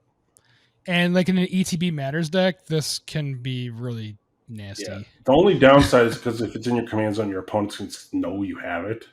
Yeah. So they can kind of play around it. But being able to counter activated abilities or triggers is nice too, because like, oh, I'm Yeah. going to fetch. Nope. No, you're not. Goodbye. You don't get the fetch. Yeah, I love to have a stifle on my creature. Thank you very much. Yeah, I think this is sweet as a commander. Like it's a deck that would be cool to play. Yeah, it's just the nope deck. Like, no, you don't get to do stuff. I say no. No. Blue black control deck. Yeah. Next up, we got Rivaz of the Claw. It is 1 black-red for a 3/3 legendary creature, Vashino Warlock, with Menace. And it has tap, add 2 mana in any combination of colors. Spend this only to cast dragon spells. Once during each of your turns, you may cast a dragon from your graveyard. And whenever you cast a dragon spell from your graveyard, it gains when this creature dies, exile it. Well, I think this is very good in a dragon deck. This is fantastic for a dragon deck. I think you're going to play this in the 99 of most dragon decks. I don't know. Like, if you had it as a commander, it's relatively the same as just playing Bladewing. Scion. Yeah. Like, Bladewing is your commander. It's like the same kind of deck because you just bring creatures back from the grave. So. But yeah, you're going to play this in like any dragon deck, I think. It's kind of weird that it's a Vashino Warlock, though, and not a dragon itself, but whatever. Yeah. It's 3 for, like, the worst case scenario, it's 3 for 3/3 menace that can give you mana for dragons. So yeah, this wants to be in a dragon deck for sure, and that's going to be very, very good. Yep. This pair with Scion seems very good because you just have Scion copy all your dragons and then you bring them back. Well, Scion just copies 1 from your deck, but then you cast it from the graveyard afterwards. Yep. Yeah. Or that's right. So it works how you would with Tenub, like because normally the combo is you attack with Scion, make it Tenub, bring the Tenub back with the Scion trigger. Well, now you can just copy it into anything and then play that creature. So yeah, seems good. So their combo with Scion. Next up we have Maria, Scholar of Antiquity. It is 1 red-green for a 3/3 legendary elf artificer creature.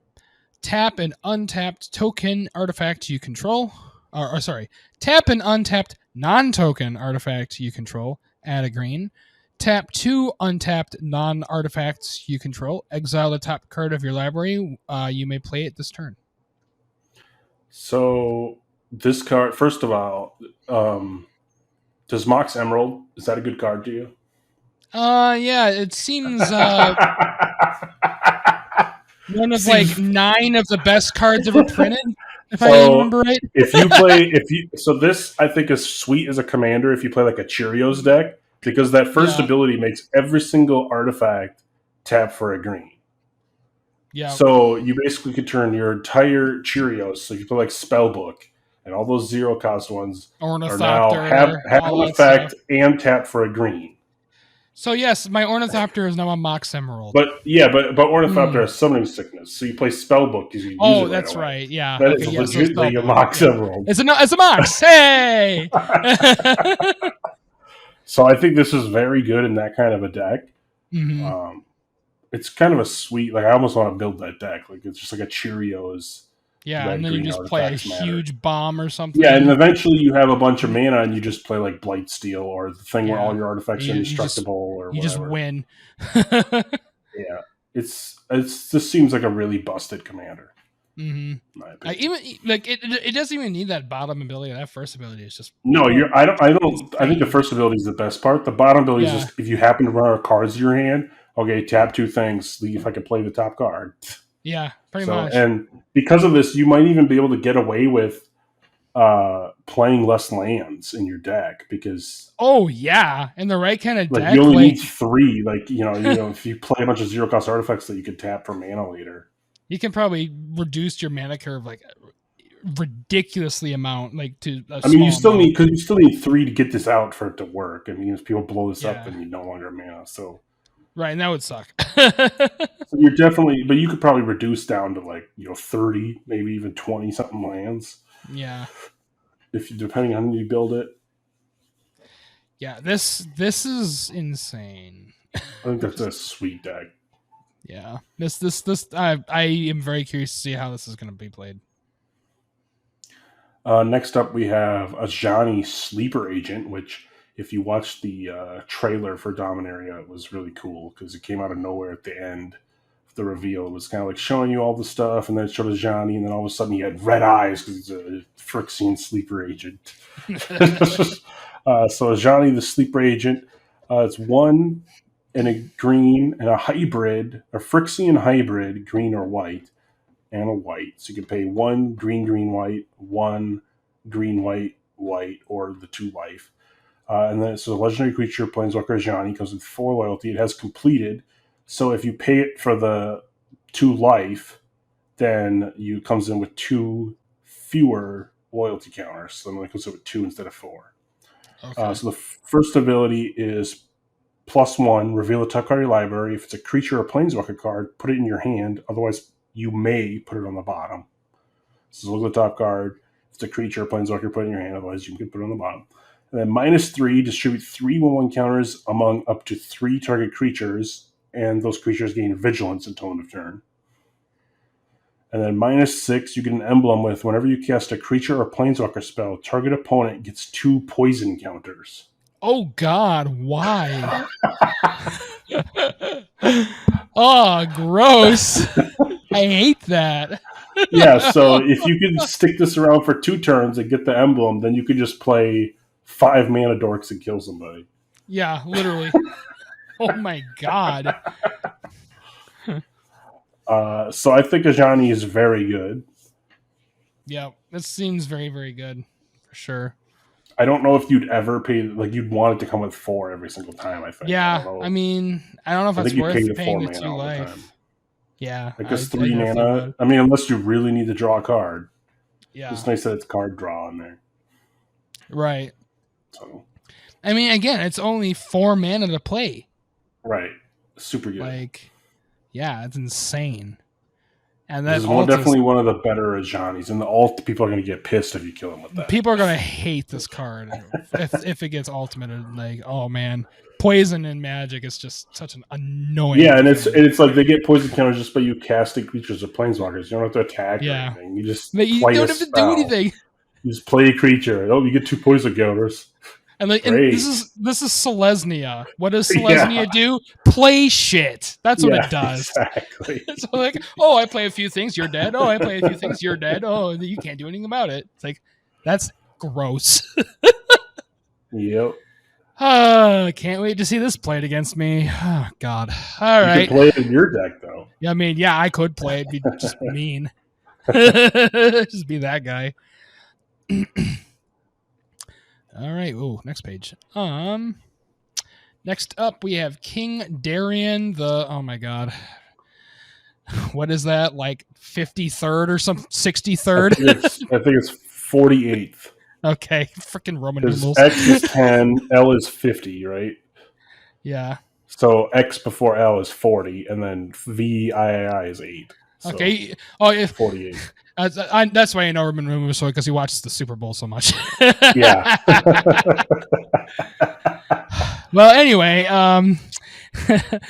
he costs 1 green white for a 2/3 legendary human soldier creature. Other creatures you control get +1/+1. And then if you pay 3 green white, so 5 total, Put a +1/+1 counter on this card and create a 1/1 white soldier creature token. Sacrifice this card. Creature tokens you control gain hexproof and indestructible until end of turn. So this is very nice for creature decks or token decks. If you're playing a token deck, this is an auto include now because A, it buffs them all by 1. B, if someone plays a board wipe, you can save all your tokens. So you definitely want this in your wrist deck. You can also just play. You can also play him as the commander, and then you just immediately can do that sack, keep your tokens a bunch. I would probably almost never use that middle ability just because that is very expensive for what it is. But unless you have like nothing else to play. I mean, I have nothing else to do with 5 mana, I guess. But like 5 mana, put make a +1/+1 on it. It's not bad. No, there's better ways to do it card. though. It's a house in draft. By the way. It's like kill on sight. Yeah, this is a very nice Lesnia card. Next up is a Ratadravik of Urborg. 2 white/black for a 3/3 legendary creature zombie wizard with vigilance and ward 2. Other zombies you control have vigilance. Whenever another legendary creature you control dies, create a token that's a copy of that creature except it's not legendary. And it's a 2/2 zombie in addition. So this is good in legendary matters decks because when they die, you're going to get a copy of it, especially with like Kakusho or Yosei or something. Because like, oh, it dies, you take 5, and now I have another one. Right. Or like Ao, the new guy, when he dies, you get stuff off the top of your deck. Like you keep killing that. So anything there you want copies of legendaries. I think this is a sweet deck. Like I would play this as like a Kakusho, Yosei type deck. Definitely. And then I'm sure there's plenty of other legendary creatures you can combo with too that there's tons of them out there. Yeah. I mean, and then you can even play like the Luminous Broodmoth. So like you sack the legendary, it dies, you get a copy, it comes back with a flying counter, and then that dies later and you get another copy. Like it's just ridiculous. Yeah. Lots of utility here, which is they do only come back as 2/2s, which is why it's best, I think, with things with effects, like lots of effects that are good. Or like graveyard triggers or something like that. So you want them to die. It's weird that it doesn't exile the card, so because you can always just bring back the card later, and then when it dies again, you get another 2/2 copy of it. Right? Yeah, that is kind of weird. So, and it also has vigilance and ward 2, which is also nasty. So yep. And all of your copies will have vigilance. Yep. So very good. Very, very good. Next up, we have another Joyra. Are you serious? Joyra, Ageless Innovator. It is red-blue, so blue-red, for a 2/3 legendary human artificer creature. Tap it. Put 2 ingenuity counters on Joyra, Ageless Innovator. Then you may put an artifact card with mana value X or less from your hand onto the battlefield, where X is the number of ingenuity cards on Joyra. Yeah, so is Aether Vial good? Just a little. So what if you could do that for artifacts, but it puts 2 counters on it instead of 1 every time, and it could be less than instead of equal to. Right. This seems really busted because it only costs 2 mana, and you could play this as your commander as just busted ass artifact commander. Yeah, this is just artifacts matter has written. Like so, turn 3. Turn 3, you now have 3 mana. You because you play this on turn 2. Yeah. Turn 3, you tap in this. You're playing something for 2 from your hand, and then you still have 3 mana to play another 3-cost artifact. Yeah, so it's like, you play like your Signet or something, and then you play like I don't know, Tezzeret. Doesn't he cost 3? Or no, he costs 5. But whatever. I mean, something else costs 3. Yeah, and then the next turn you're tapping it. Okay, it has 4 counters now. And then I'm playing it. And then, God forbid, you play something like that untaps this. Like if you play untappers in the deck, you can activate this multiple times a turn, and you're just dropping your whole hand of big ass artifacts. Yeah. Like getting 2, 3, like 2, 4. Like this is like untapping it is going to be crazy. Like Kelpie Guide, use this twice. Put in something that costs 2. Put in something that costs 4. Well, next turn, put in something that costs 6, something that costs 8. Like, in like 2 turn rotations, you're going to be playing any card in your deck when you tap this. Yeah, If you have it's untapped as it's well. literally affinity basically. It's like what this Yeah, is turning into. it's like busted. I think this is going to be really busted commander Oh for yeah, artifacts. this is like a level 10 commander, easy. Yeah, With the right deck around it. Like, oh man, you can do some nasty stuff. Just drop Blight Steel on like turn 5. I know. Like, that's Like, craziness. oh my god. Yeah, seems good. Just a little bit. Next up, we have Namada Primeval Warden. It's 2 black-green for a 3/4 legendary creature Tree Folk with Reach. If a creature an opponent controls would die, exile it instead. When you do, create a 1/1 sapling creature token. Pay a green, sacrifice a sapling. It gets +2/+2 until end of turn. Pay a black and 1, sacrifice 2 saplings, draw a card. So I don't know if I like this as a commander, making saplings and stuff, but you're probably going to play this in a deck that makes saplings already. Yep. So, or if you just want to hose your opponent and not let their creatures go to the graveyard. Yeah, it's a graveyard denial, which is always nice. Yeah, and it's a 4 for a 3/4 reacher. Yeah, decent stats. Even the sack outlet, you can do that as many times as you want too. In a turn, you can just draw a shit ton of cards. Right. Like especially if you play like isn't Mycoloth does saplings if I remember right? I think so. Yeah. Yeah, or something like Avenger of Zendikar, or like there's so many things that give you saplings. Like you can just put all of those in a deck with this and then just draw a fuck ton of cards. Yeah. So yeah, very good. In the right situation, this can be pretty busted, I think. Next up, we have Aster, Bearer of Blades. It is 2 red-white for a 4/4 legendary human warrior creature. When Aster, Bearer of Blades enters the battlefield, look at the top 7 cards of your library. You may reveal an equipment or vehicle card from among them and put it into your hand. Put the rest onto the bottom of your library in a random order. Equipment you control have equip 1. Vehicles you control have crew 1. So in the vehicle/equipment deck, this is pretty nice. Yeah, I think you're going to go one way or the other, and I feel like it's going to mostly be equipment. You're going to play this in the equipment decks you already have. Because vehicles in the red-white sense, there's not a ton. There's some good ones where cheating that crew cost is really good, so you could put those in the deck.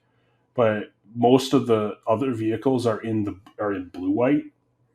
So unless you play, a 3-color vehicles deck, you might put this in the 99 then.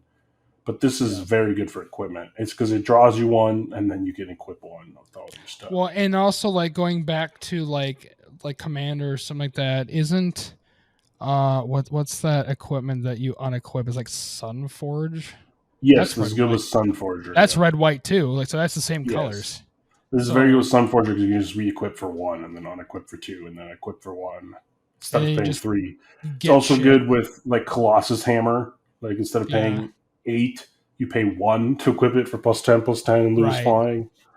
So Batter super Skull good with stuff like that. Yeah, anything with a really high equip cost. There's whatever. Even just the weapons, just all of the swords. All the swords are just really good because those are equipped 3. They're equipped 1 now. Yeah, well, I think they're equipped 2 normally, or is it 2? Either way, it's still. Oh yeah, it's 3. It's 3 to play, 2 to equip. That's right. Right. But yeah, and yeah, any kind of like big cost equipment like that, this is very good with for sure. Next up, we got Ivy, Gleeful Spell Thief. It's a green and a blue for a 2/1 legendary creature, Fairy Rogue with flying. Whenever a player casts a spell that targets only a single creature other than Ivy, Gleeful Spell Thief, you may copy that spell. That copy targets Ivy. So it's interesting that it's whenever a player. So if anyone casts a pump spell, you could choose to copy it and put it on this. If anyone plays a aura, like an enchantment on their creature, you could copy it and put it on this. You could do that with your own auras too. You're probably not going to do that with kill spells because you don't want to kill your own creature. Probably not. Yeah. But it's definitely an interesting deck where you could. I think you're going to do more enchantment based probably, and enchant other things, and then just Yeah. stack that on this and kind of do Voltron-y. That's how Just I like a would go with full on it. Voltron. And if your opponent happens to do stuff with spells, you're like, sweet, I get it too. Yeah. Like if they Boros charm their creature Oh. or target creature that gets indestructible, sweet, mine is indestructible. Yep. So Yeah, for sure. Yeah, this will be interesting to see how what happens. yeah, it's kind of the opposite of Zada, where Zada's you target it and then all of your stuff gets copied. This is if you target anything other than this, Yeah. you get to copy it onto it. Very interesting card. That'll be fun to see what happens with it. Next up, we have Zur, Eternal Schemer. It is white, blue, black for a 1/4 legendary human wizard creature with flying. Enchantment creatures you control have Death Touch, Lifelink, and Hexproof. If you pay 1 and a white, target non-aura enchantment you control becomes a creature in addition to its other types and has base power and base toughness, each equal to its mana value. Yeah, so that's an Enchantment Matters deck. Yep. I think you play this as a commander, and enchantment creatures played in the deck are just going to be sweet because they're automatically just going to have Death Touch, Lifelink, Hexproof. Those are some pretty nice keywords to literally. Essentially, the idea is you want all of your creatures to be enchantment creatures, like all of the idols, Right. all of the stuff like that, and yeah, that's just sick. Yeah, and like the other Zur deals with enchantments too, so you can put that in this deck too. So right, in that deck too. It's pretty good. I think it's cool as a commander.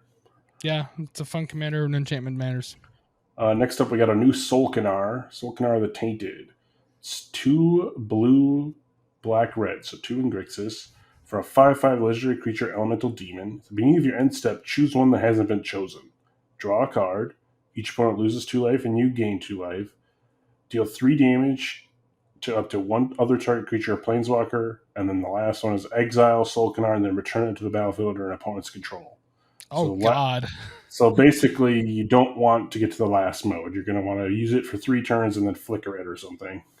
Right. Reset it. Or sacrifice it.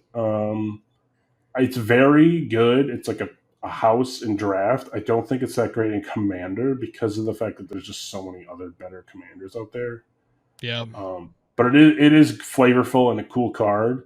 And I think you could, if you want to build a deck that's not going to be a power level over like a 7, like everyone's complaining that all your decks are too good, you could try and make this deck good. Right. Just make a fun deck with it. Like this is easy for like a fun deck.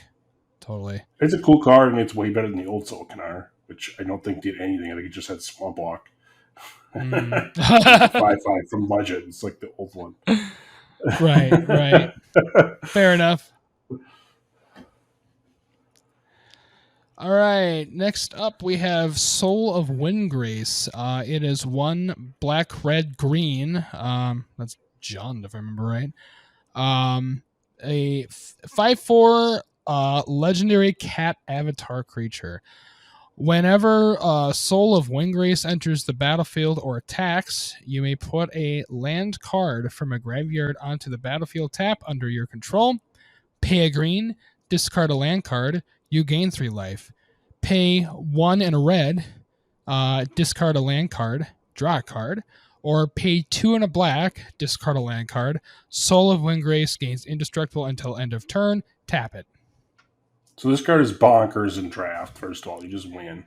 Yeah. Second of all, as a commander, this is just like the other Lord Windgrace, it's lands matter, right? You're going to play Crucible Worlds. You're going to play the Life from the Loam, all that stuff. Yeah. And the interesting part is when it enters the battlefield or attacks, you put a land card from a graveyard. It doesn't have to be yours. So if your opponent fetched or something, you can get that and then use it. So... yeah, that seems very, very good. Yeah, or if your opponent used a wasteland, you can get their wasteland back. So, That's dirty. Yeah, it's definitely interesting because it's anyone's land. It doesn't have to be your own, any graveyard. But then being able Yeah, to discard your excess lands for value later in the game is sweet. Like that gaining is very life or nice. drawing Yeah, cards.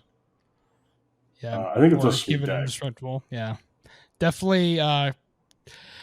Definitely a fun card to build around for sure. And there's a lot you can do with it.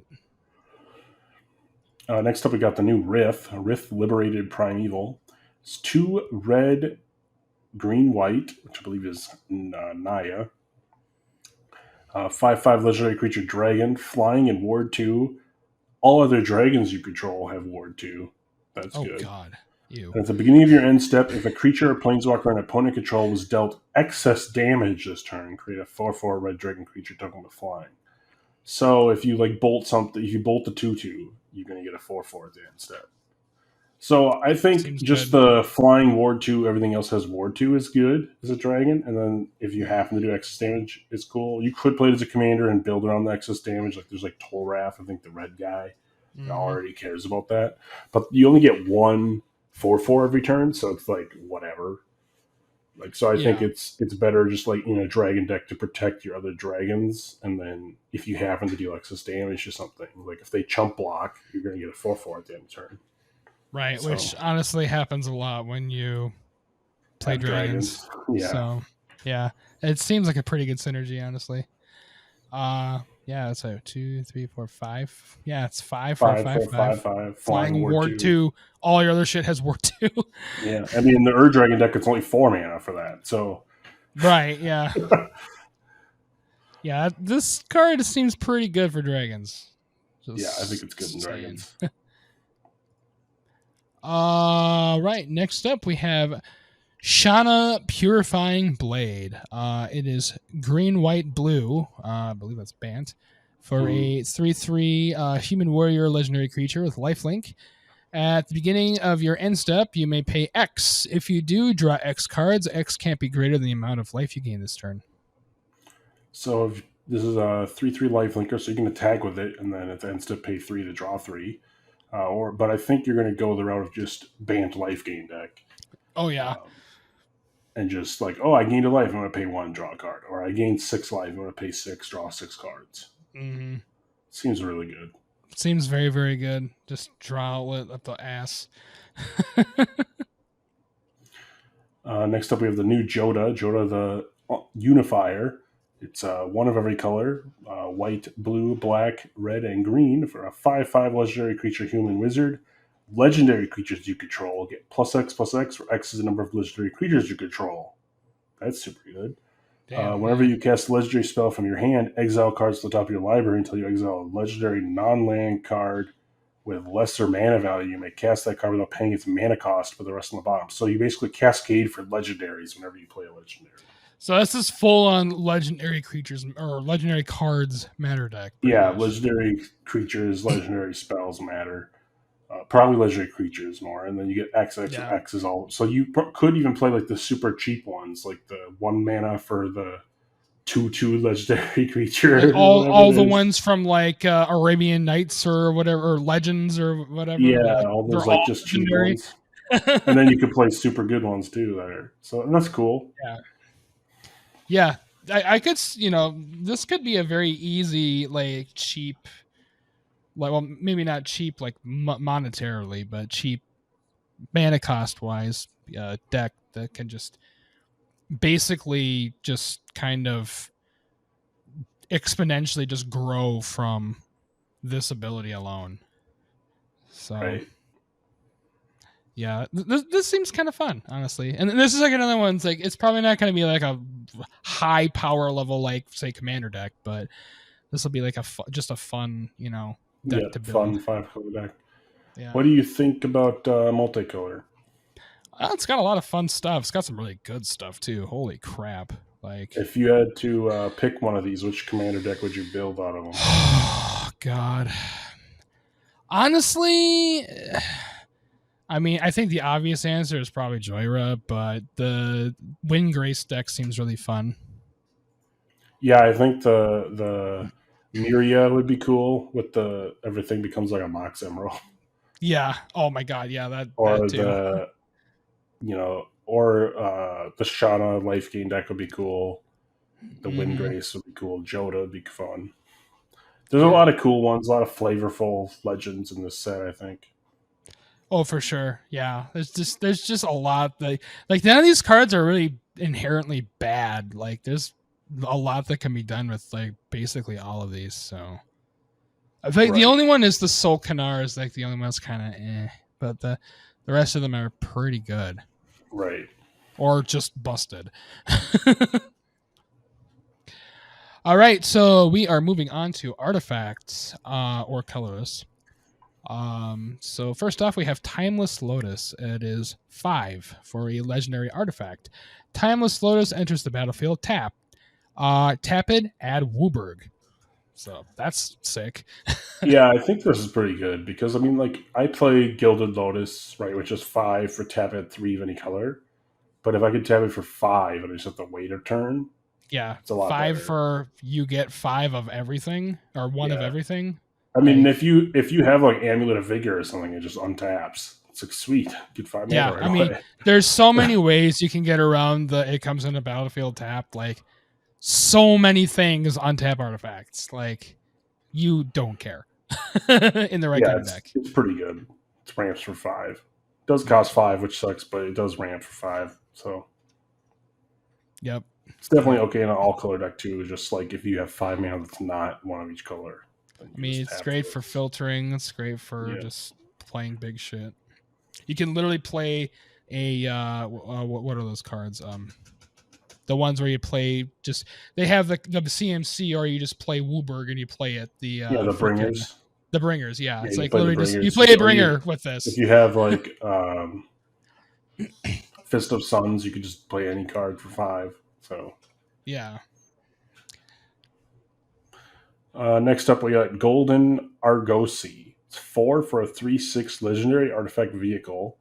Whenever Golden Argosy attacks, exile each creature that crewed it this turn, return them to the battlefield tapped under their owner's control at the beginning of the next end step, and it has crew 1.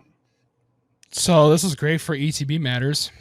Yeah, especially in like a Brago deck or something. You just keep Yeah, flickering it seems great. by just And crewing a 3/6. it's only crew 1 too for a Yeah, 3/6. I mean, you could Not bad. technically crew unlimited times too. Like you just can't crew with the Hmm. same thing. So it Right. says Yeah. tap 1 or more. So it's like you could crew with all of the creatures you want to flicker, Right. and then attack with this, and they all flicker. So at the end step, which is cool. Yep. This is a great card for that right Very kind good of for ETB deck. yeah, for that. Next up we have Karn. Another Karn. Living Legacy. He costs 4 for a legendary planeswalker named Karn. He comes into the battlefield with 4 loyalty counters. +1. Create a tapped Power Stone token. It's an artifact with tap. Add a waste. This mana can't be spent to cast a non-artifact spell. -1. Pay any amount of mana. Look at that many cards from the top of your library, then put one of those cards into your hand and the rest on the bottom of your library in a random order. -7. You get an emblem with tap an untapped artifact you control. The emblem deals 1 damage to any target. Yeah. So the thing to note here is the +1. You can't spend the waste on non-artifact spells, but you can still use it for abilities. So if Right. you have like Yeah. abilities in play, you can do that. So that's Yep. interesting. I think the -1 is really good because you can just like dump mana to get your best card off the top. Yep. And if you Yep. happen to alt in an artifact deck, all of your artifacts are now ping. They're all Yeah, which pingers. is pretty sick for Yeah, sure. you have like 20 artifacts. You just win the game Like basically. Like that can pinging definitely be a everybody's win dead. con if you have the right kind of deck. For You sure. have to survive like 3 rounds with this, but Definitely doable though. Like if you have the right kind of protection in play, then yeah, it's not hard to do. All right. it's interesting. Yeah, interesting card. Next up is Karn Silex. 3 mana for a legendary artifact. Enters the battlefield tapped. Players can't pay life to cast spells or to activate abilities that aren't mana abilities, so it shuts off Phyrexian and all that jazz. And then X and tap, exile Karn Silex, destroy each non-land permanent with mana value X or less, activate as a sorcery. This card seems pretty good. Yeah, so it blows stuff up and it can shut off paying life effects. I think it's very good, but I think it's more of a sideboard card because it's definitely sideboard. Yeah. Yeah, I don't know if you would play this main deck. I mean, you could just to blow stuff up. Yeah. But it sucks you can only do it as a sorcery to blow stuff up. Yeah, I mean, it's basically an engineered explosives that also has shut off life abilities. Right. So, yeah. So, yeah, very interesting. Cost 3, pretty cheap for what it is. It's pretty good. Yeah, I think it's pretty good. And then our final colorless card is Weatherlight Completed. It is 2 for a 5/5 legendary artifact vehicle. It has flying. As long as Weatherlight Completed has 4 or more, 4 or more Fiery Seas counters on it, it's a Phyrexian creature in addition to its other types. Whenever a creature you control dies, put a Fire Seas counter on Weatherlight Completed. Then draw a card if it has 7 or more Fire Seas counters on it. If it doesn't, scry 1. Yeah, so it's a 5/5, and you need 4 things to die before it becomes a creature, because it doesn't have crew or anything. Yeah. So it's not a creature until 4 things die. And you scry 1 every time something dies. And then if you get to 7, you draw a card. So I think this is a card that you play in like an Aristocrats deck or something.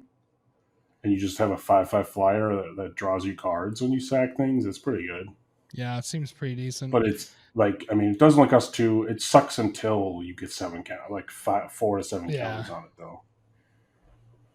So yeah. It's not great in draft. I've never seen it get kicked off. I've seen it played a couple times. Never seen it get triggered. So also combos with those cards, it just makes an artifact a creature. So yeah. So what do you think about artifacts? Let's see here. Let me go back. The Golden Argosy is probably the best one, in my opinion. Just because I feel like it has a lot of value with the right kind of deck. Timeless Lotus is okay, I guess. Yeah, I like the Timeless Lotus and Karn. Yeah, Karn's pretty good. I mean, they're all pretty decent their own way, I think. And last but not least, we got lands here. So first up is we got Adhikar Waste, Sulphur Springs, Carpusian Forest, Caves of Koios, Shivan Reef, Yavimaya Coast, which are all reprints of the Pain lands. Yep. So it's add like a waste or add a white or a blue, you take 1 damage. And so they did that with those 6. So for new ones, we have Plaza of Heroes, which is just a land that is tap, add a waste, or tap, add 1 mana of any color, spend this mana only to cast a legendary spell, or tap, add 1 mana of any color among legendary permanents you control, and then you can also pay 3 and tap, exile Plaza of Heroes, target legendary creature gains hexproof and indestructible until end of turn. So again, great for legendary matters. Yeah, I think it's pretty good. And I think you might even play this if you play like a 5-color deck. Yeah. Just because like in Commander anyways, because like Commander, you're always going to have a legendary creature. So you could always just tap for a mana of any of the colors of your commander. So it becomes like a command tower if your commander's out.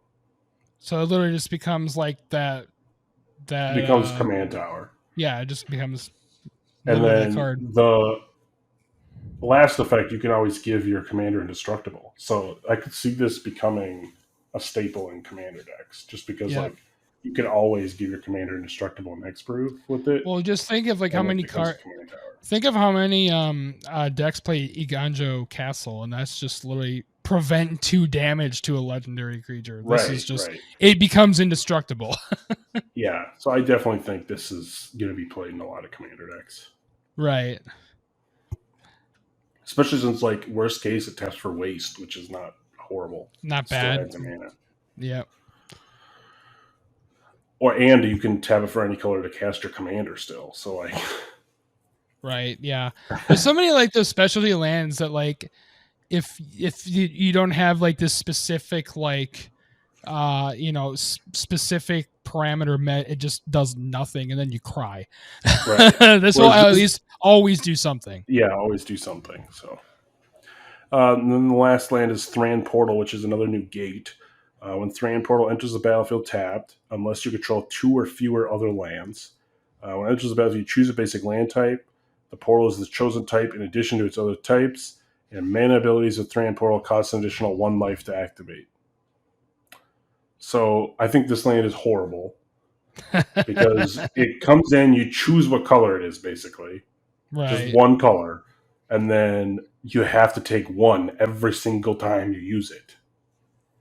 Even if, like, you Urborg or something to, like, give it the ability to tap for a swamp, you still have to take a damage. Because anytime you use a mana ability of it. That's kind of crappy. So, like, unless you just are playing the Gates deck and need a gate, I don't see you playing this ever. Yeah. I think it's one of the worst rare lands ever printed, in my opinion. Yeah, it does not seem bad. Like, there's no reason. Like, why do you have to take 1 every time to activate a mana? I know. I don't know why they needed that. That was just dumb. If they took that text off of it, it's playable because you can make it any way you want. Like, why? Like, I don't get it. I don't know why.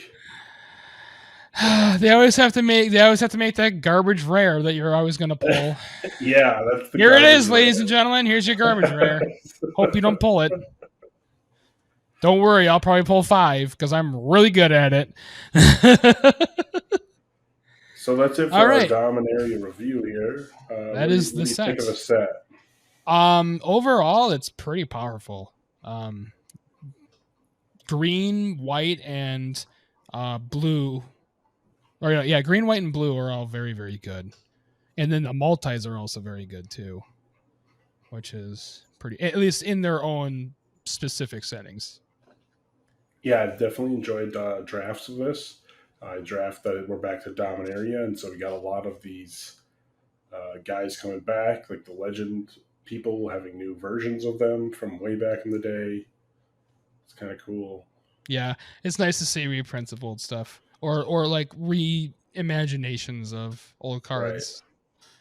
Right. Yeah, that's always good to see. And then, of course, it's great to see Liliana again. Yeah, and the reason they chose these 6 pain lands is they were printed in... these are the ones in the Dominaria realm at this time. Right. And the other 4 that are missing are, I think, going to be the next set, the Brothers War, because they existed back in that time, because we're going back in time to the Brothers War. So... yeah, the flavor and all that in this is awesome too. So definitely makes it more interesting. Yeah, I'm hoping to pick up some of these cards for Commander. Yeah, there's a lot of good Commander cards. And also just good like sideboard cards too that can be used for a lot of decks. So it'll be good to pick some of this stuff up. Some of this stuff might get kind of pricey because they're kind of busted. Yeah, some of them might. Yeah. So get them while they're cheap, ladies and gentlemen. But yeah, as always, thanks for listening, and we'll see you next time. Thank you very much, everybody.